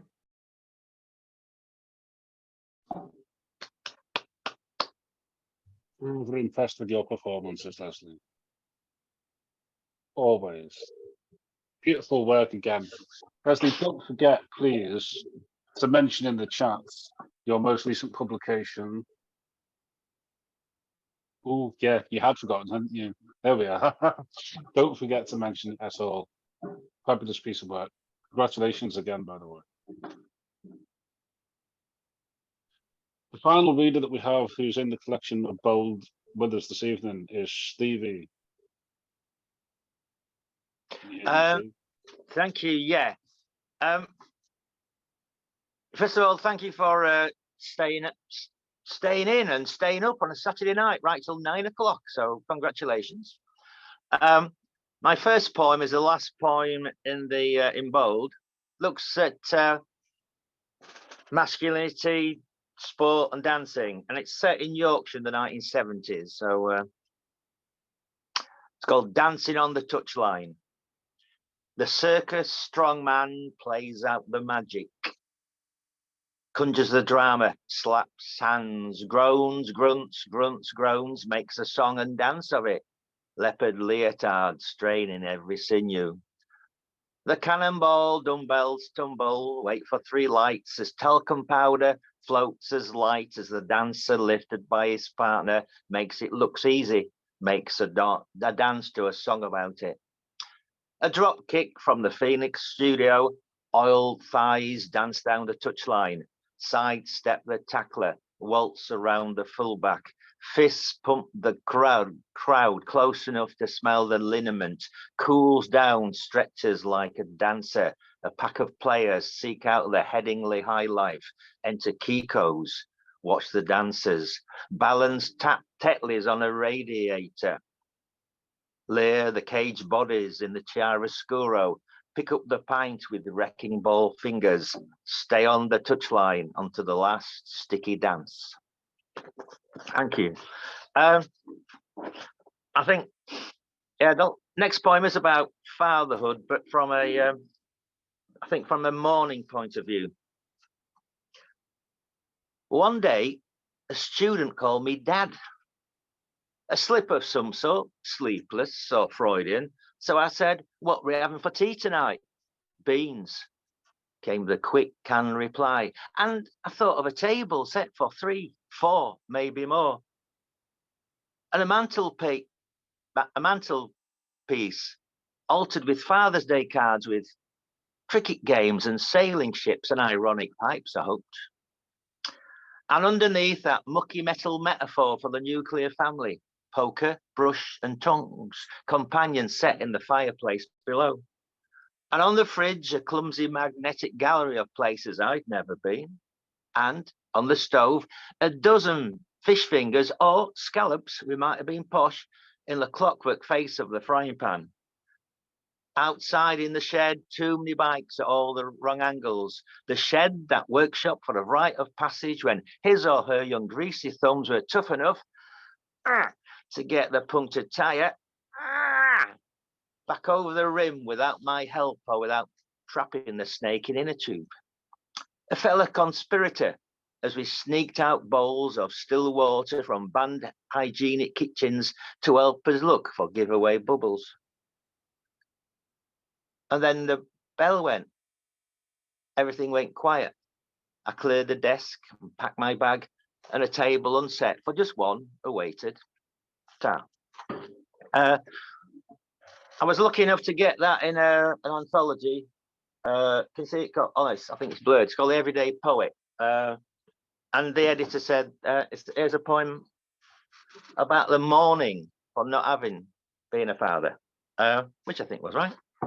My final poem is looks at masculinity and aging in a sense. One of the good things about getting older is you get a bus pass, which is great. I'm now on my 3rd one.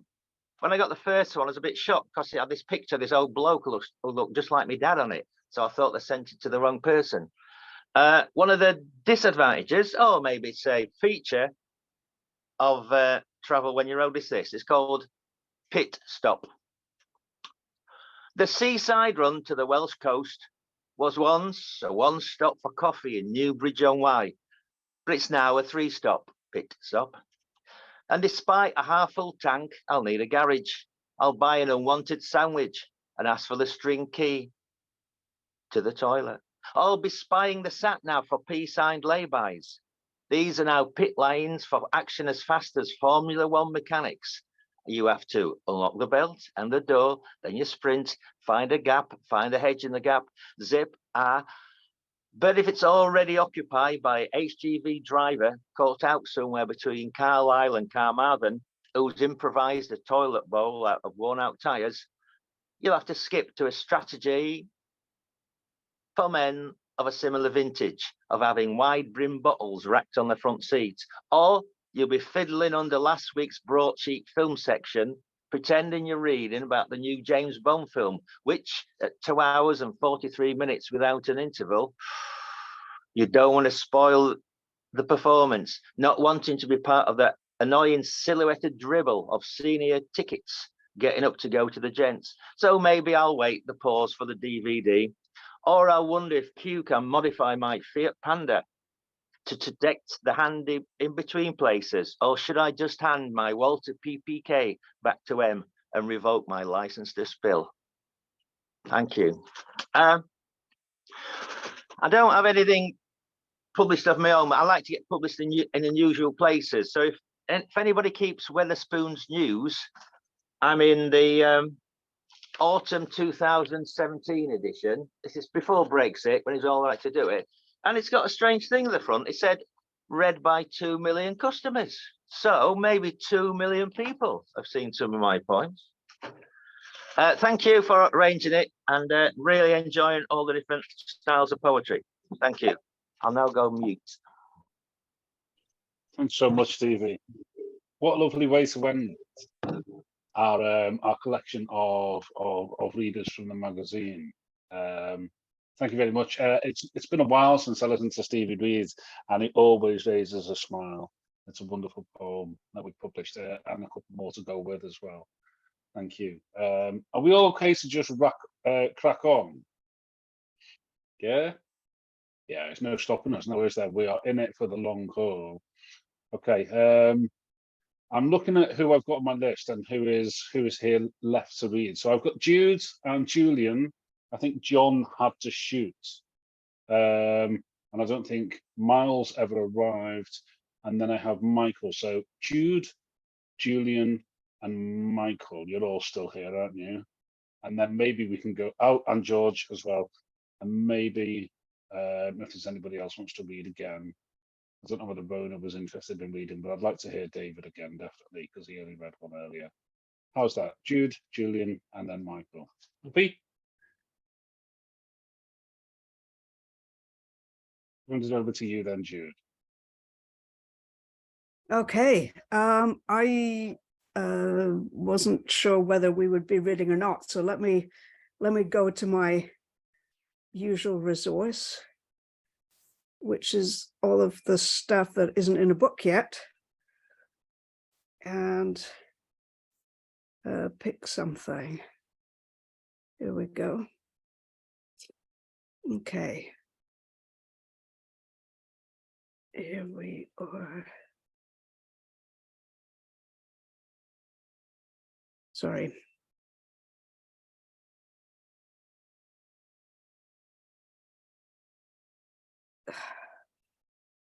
I'm almost there. Okay.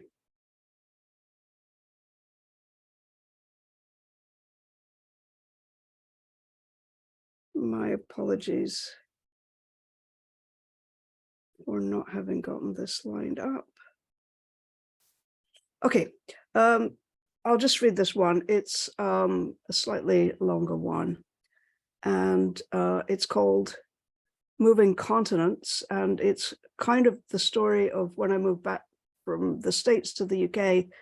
I arrived in August, and my belongings that I shipped arrived the following January. And so this is the story. Moving Continents. Boxes become three-dimensional, their joints taped and double taped, their corners crisp. Open mouths agape, they stand ready to receive needed objects. Hats, bubble-wrapped but mismatched plates, books by friends and strangers, rubbing covers under rolled-up shirts. Yellow-handled knives in newsprint, pillows and picture frames, a bronze hair with her blind eyes fixed on ceiling cracks, boxes and cotton balls, a folder of old photographs.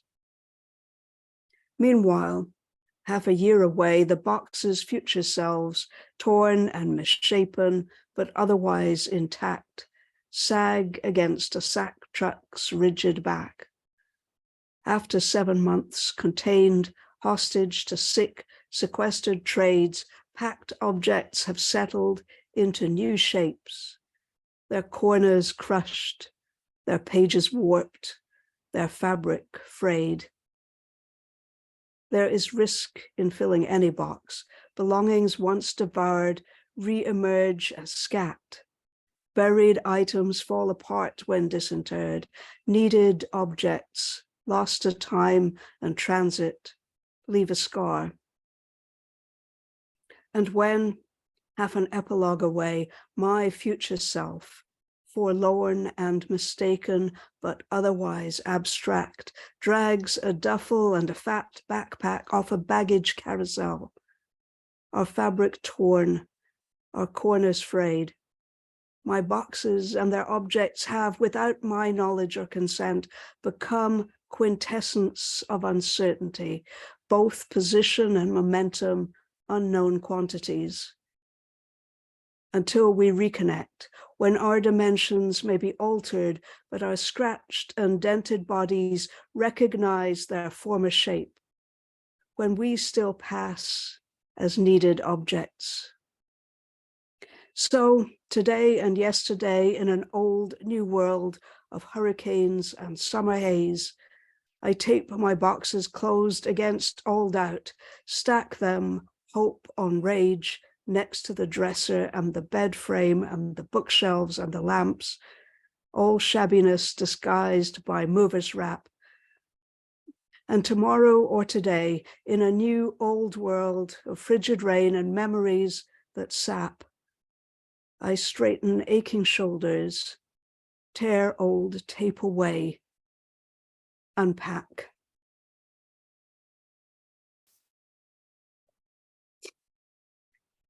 Thank you. So I chose that one for this evening.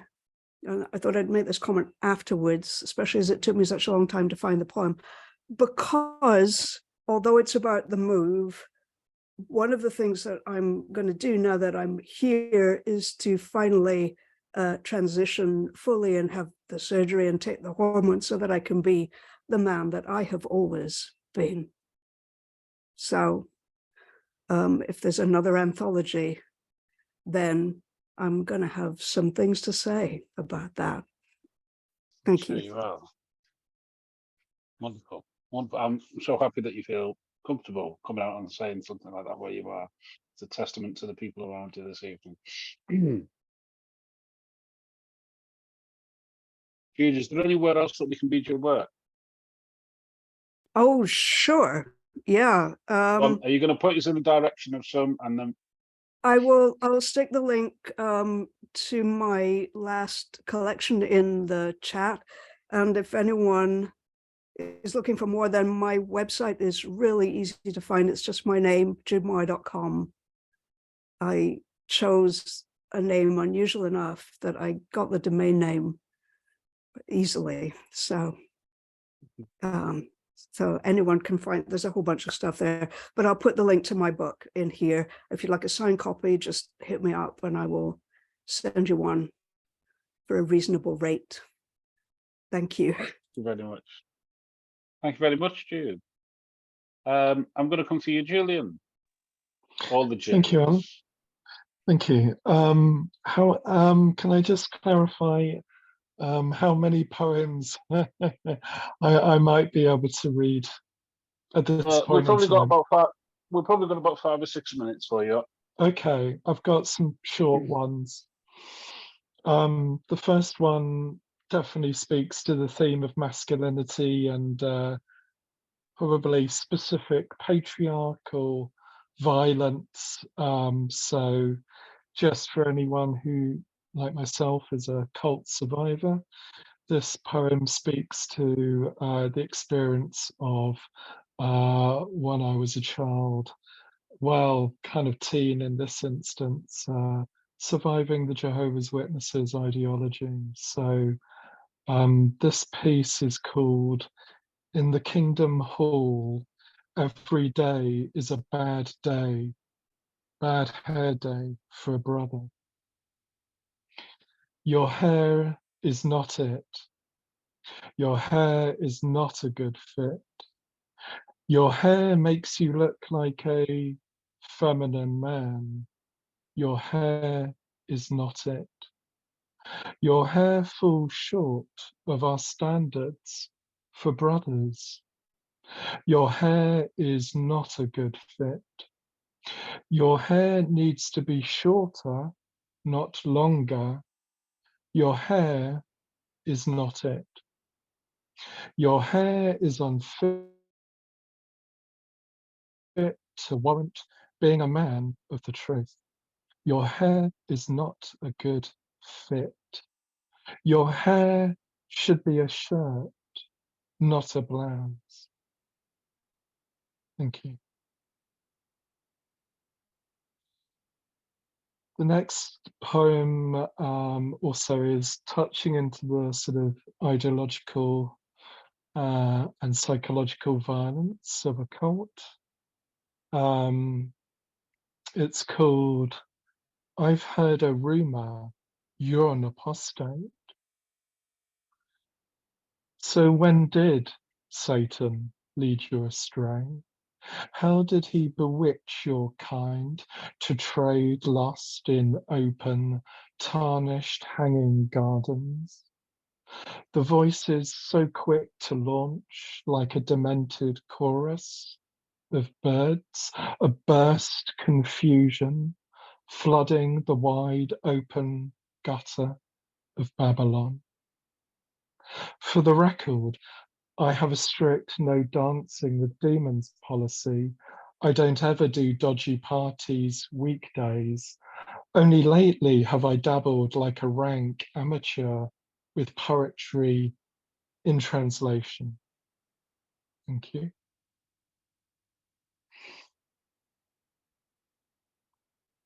Final poem is touching more into a sort of, physical, sort of toxic masculine kind of violence.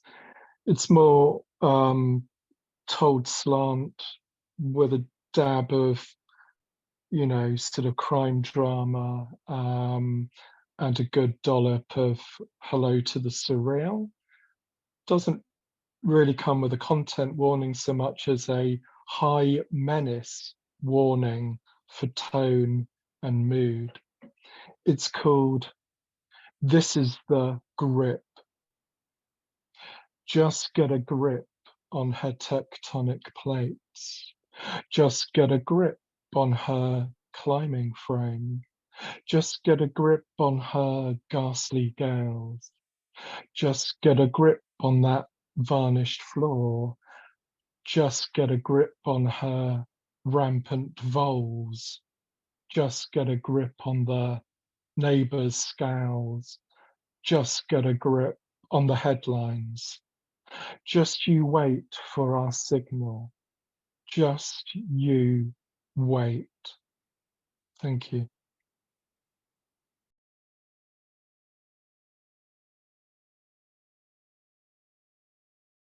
Thank you so much, Julian. The repetition in that poem and the other one was really, really very powerful.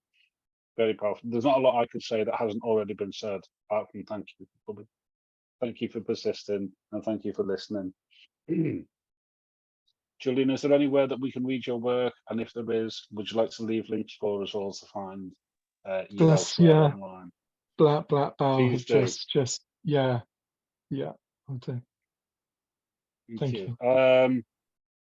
And we're down to Michael and George and Rona. Are you intending to read, or are you just here to listen? Right. I have to go now. I'm terribly sorry. Yeah. Oh, that's okay.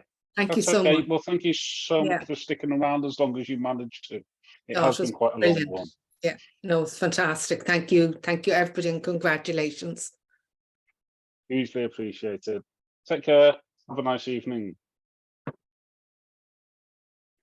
George and Michael. Who's going first? I thought you said me, so is it okay if I go next? We'll go with you. We'll go with you, Michael. Okay. Congratulations on Bold. It looks amazing, and hearing the poems tonight has been brilliant. Very kind of you. Oh, you're welcome. And yeah, so I've written a few poems about masculinity. I'm a teacher in a boys' school, So some things come up. That being said, I'll refer back to the point you made that the speaker is not necessarily the poet and the opinions held not necessarily his. This poem's called Makeshift Catapult. Absent fathers make gay sons, he thought, and yet his father was not absent. It was his mother who went away. Absence would first require presence, surely a quality his father never, in this manifestation, had mastered. Absent father, he thought, the one artness of losing him and gaining gayness. Tosh. He told his students that using the word gay as a pejorative is like holding up a rubber band prone as if you were David before the big man and then misfiring, letting it ping you in the eyes. The boys could care less for the comparison and continued banter and abuse, taking off the robes for absent fathers who were never really around, had dressed them in. In truth, he could not stand to be called gay himself. He kept this to himself, knowing his rubber band hung limp in his hand, the space between his two eyes smarting. Thank you. And this one, like ironically, if when you see the title, it came out of a workshop as a workshop poem, and it's called Workshop the Men. Somebody gave me the feedback that it sounds a little bit like a Soviet propaganda poster, and I suppose that's kind of intended. So Workshop the Men. So they are shut in there. They are operating machinery in overalls, machinery operated for the good of fixation, fixity, the machinations of a society operating. They are operative of machinery. We are, in the workshop, the men of operating, the men of machines. The workshop machinates, splinters men of an original machine. The slow work of men who, over all, are of the work. The shop that keeps machines works the operating out, and within the shop they operate out of. They are fixed with it, fixed to operations of fixed purpose. Who would fix the men who fix? The men would be fixed in the workshop for good work, a world's work. Why then, a world of work, the machine of it, is cut, operating to fix itself. Why then, the fix is applied by good men who would have their work and shop it around. It is within work that the shop works men to fixity. It is within men that the work operates out to shop. Thank you. Have we lost our host? I'm still here, sorry. Oh no. I was listening, just hiding. They were wonderful pieces of work, Michael. I particularly liked that first poem. Where would I find it? Would I find it elsewhere? Are you in print? You're welcome to publish it. It's nowhere yet. Right. Well, let me say this to not just yourself, but anybody who's left in the room, that although we're not open to poetry submissions right now, we will be soon. Now, there is a slight shift in the way that Broken Spine are doing things. Generally speaking, I can't quite remember if it's been announced previously. I'm pretty sure it has. Most of the poetry that we publish going forward from people like yourselves is not going to be in print. It will be published on our website. However, there are going to be print products available from us going forward. I'm excited to do another bowl at some point, but I don't know when that will happen. There are other projects in the pipeline because I think the community is hugely important. So that's publications of collectives of artists like this one and like those that we've done previously. But we will open in June for online publications if that's something that interests you, much like we're open presently for flash fiction publications, and that's something that we'll be putting out on our website and sort of supporting and trying to build that community idea. Putting out print products is really timely, and it's really expensive, and it's really challenging. So we have to be more selective how we do it going forward, so we can continue to do what it is that we really enjoy doing. So we just got to make more smart decisions, because I don't want to be one of those presses that just disappears. I'd like to be in it for the long haul if possible. But there you go. Going forward, keep your eye out on June. I'm going to go to George, and then back to David, and I might read one, and then we'll probably do, and then we might be done. How's that? It's quite late, isn't it? We've been sat around for a long time, but I think that we certainly have to George and David to read for us. Okay, good evening, lovely people. Can everybody hear me? Cool. Before I start, I just want to say it's been a joy and an inspiration to be here, listening to everybody's work. Thank you all so much for sharing. And I've just got 2 poems for you, being as we're here to celebrate Bold. They're both on the theme of masculinity from 2 different angles. And the first one is a brand new one dedicated to my granddad, my father figure, and my bestest mate in the whole world. And it goes a little something like this. On those balmy summer nights, us 2 balmy lads would sit out on the backyard with a chalk ice each, our favourite own brand ones in their thin, pulpy wrappers that you swore were made from bog roll offcuts. Between cooling bites, you'd sup from your glass of red, whilst I swigged at a pop can, and we'd talk and talk and talk about politics, science, faith, revolution, and hope in the course of a single sprawling conversation that crackled with your sparky wit and electric expletives. You'd delight in passing down jewels of knowledge and wisdom to me like intellectual heirlooms, priceless gifts to take with me into the future, my adult life, and those darker days without you. Thanks very much. And now for something completely different. This is a univocal poem, as I'm sure we all know. Univocals are poems that use only one vowel. In this case, it's the letter O, and this one's called Scott Moth. Scott Moth chomps on soft cloth of Pole Toff's posh frock. Pole's frock cost lots, not from top shops. Good old Scott scoffs top-notch nosh. Nom nom, Scott won't stop. Oh gosh, Pole spots Scott. Bosh, bops, moth, Scott drops. Pole stomps on Scott. Core, moth blood blots Pole's wood block floor. Scott pops clogs. Poor sod. No, no, don't sob. Not lost Scott. Scott's plot rolls on. Scott's now ghost moth, who follows Josh Goth. Scott's fond of Josh, to Josh Scott's call.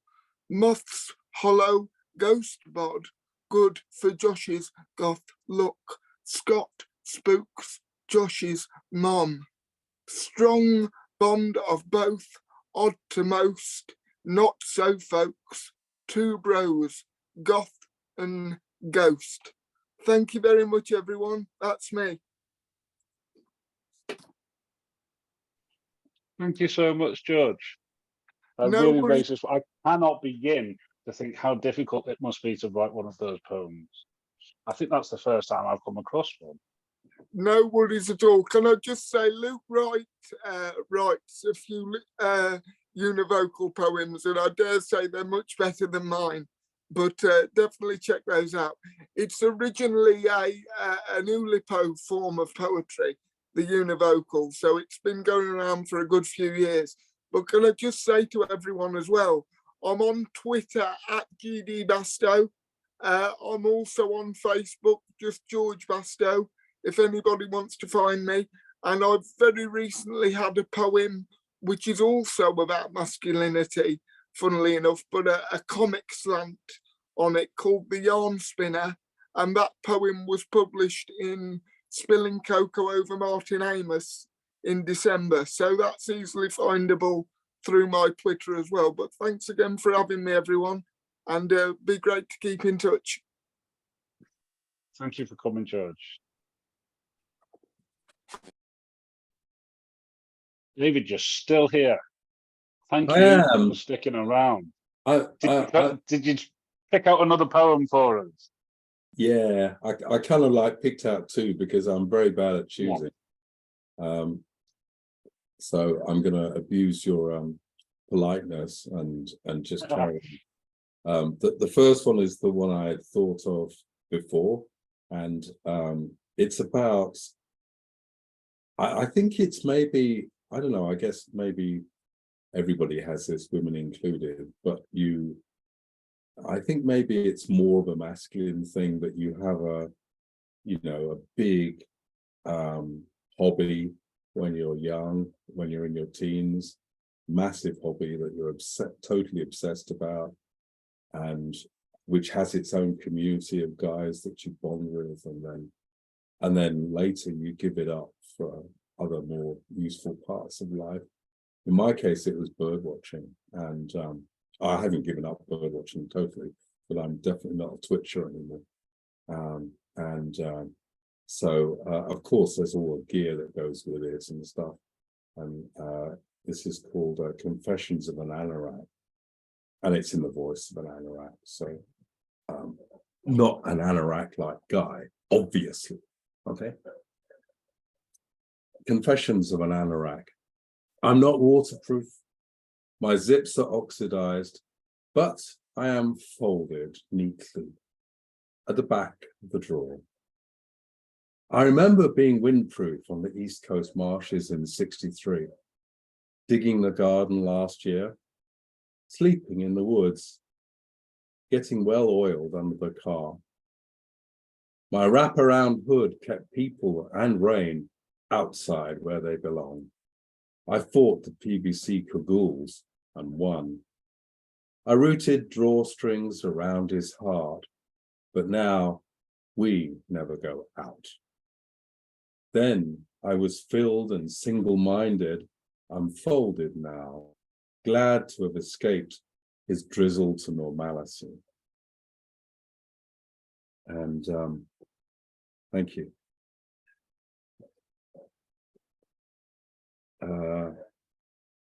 I once went birding on the East Coast where we walked for 10 miles in a strong east wind, which is about as cold as you can get in the universe, I think. And did not see a single bird at all for 10 miles. So it's stuck in my memory there. And this one is I've realized tonight actually about masculinity as well, although it's a gardening poem, if you like, but it's about man's incessant need to tidy up things and control everything. And this means I think I've realized tonight, I think this is climate change problem is much more of a masculine thing than a female caused thing. It's this kind of like this stupid self-destroying capitalism is, fits somehow with the toxic male mindset. So this is called I have a quote from Shakespeare in this, so this is totally Puck at this point. It's called Leaf Blower Man, as in, you know, Piltdown Man. Blow, blow, thou winter wind, thou art not so unkind as man's ingratitude. I blow, blow, like winter wind. The evil leaves, I'll raise them and blow, blow, blow them into the road. They'll be gone when the sweeper passes. Yellow, brown, orange, green, oak, sycamore, hazel, beech, pass into plastic wrapping, pass into permanence, as we all will, going where spring always breaks and leaves never fall. You'd rather have leaf mold under our feet, king of Calembula, slime molds in the high feet. Wield that blower, wield it against the anarchy of leaves, against the season changing. Blow in the summer, it's coming fast. Wield that petrol engine blower, wield it. If trees could smile and point and laugh. Oh, that's the end.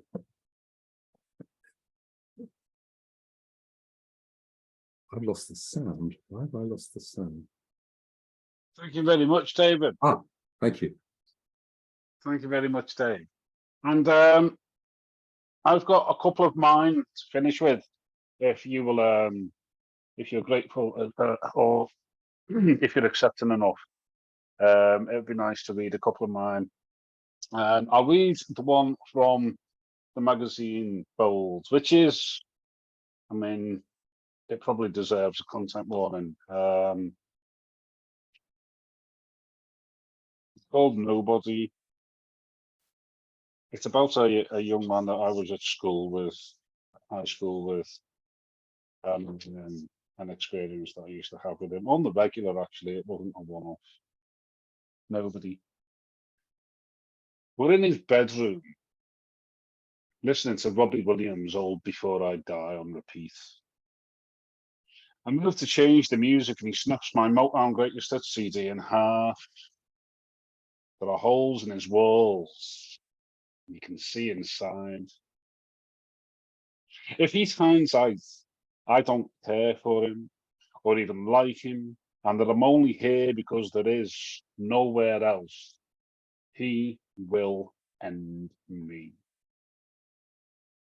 We're playing Championship Manager, and he tells me his girlfriend's mother caught them fucking one afternoon after college, and I lie about my girlfriend from sixth form, who I say I fingered in the common room, and he laughs in my face, calls me queer, and I take it because if I don't, I will have nobody. Thank you. I like reading that one. Never liked him.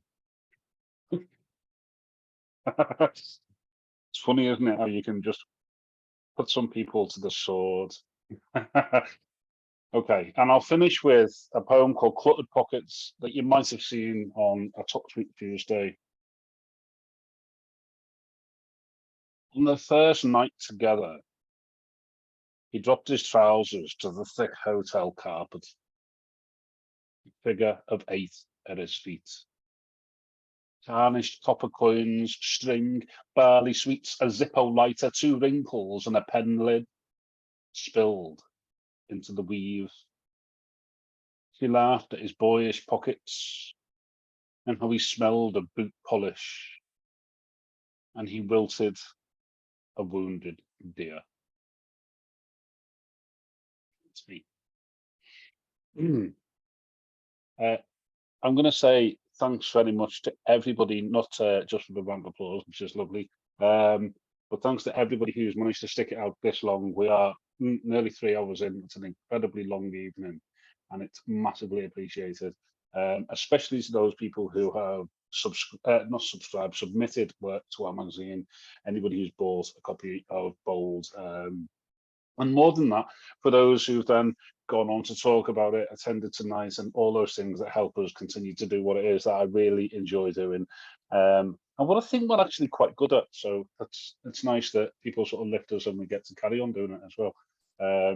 Hugely appreciated. The one thing I haven't mentioned tonight, and I wish I'd done it when I had a full room, so I'm going to do it now on camera, is say a massive thank you to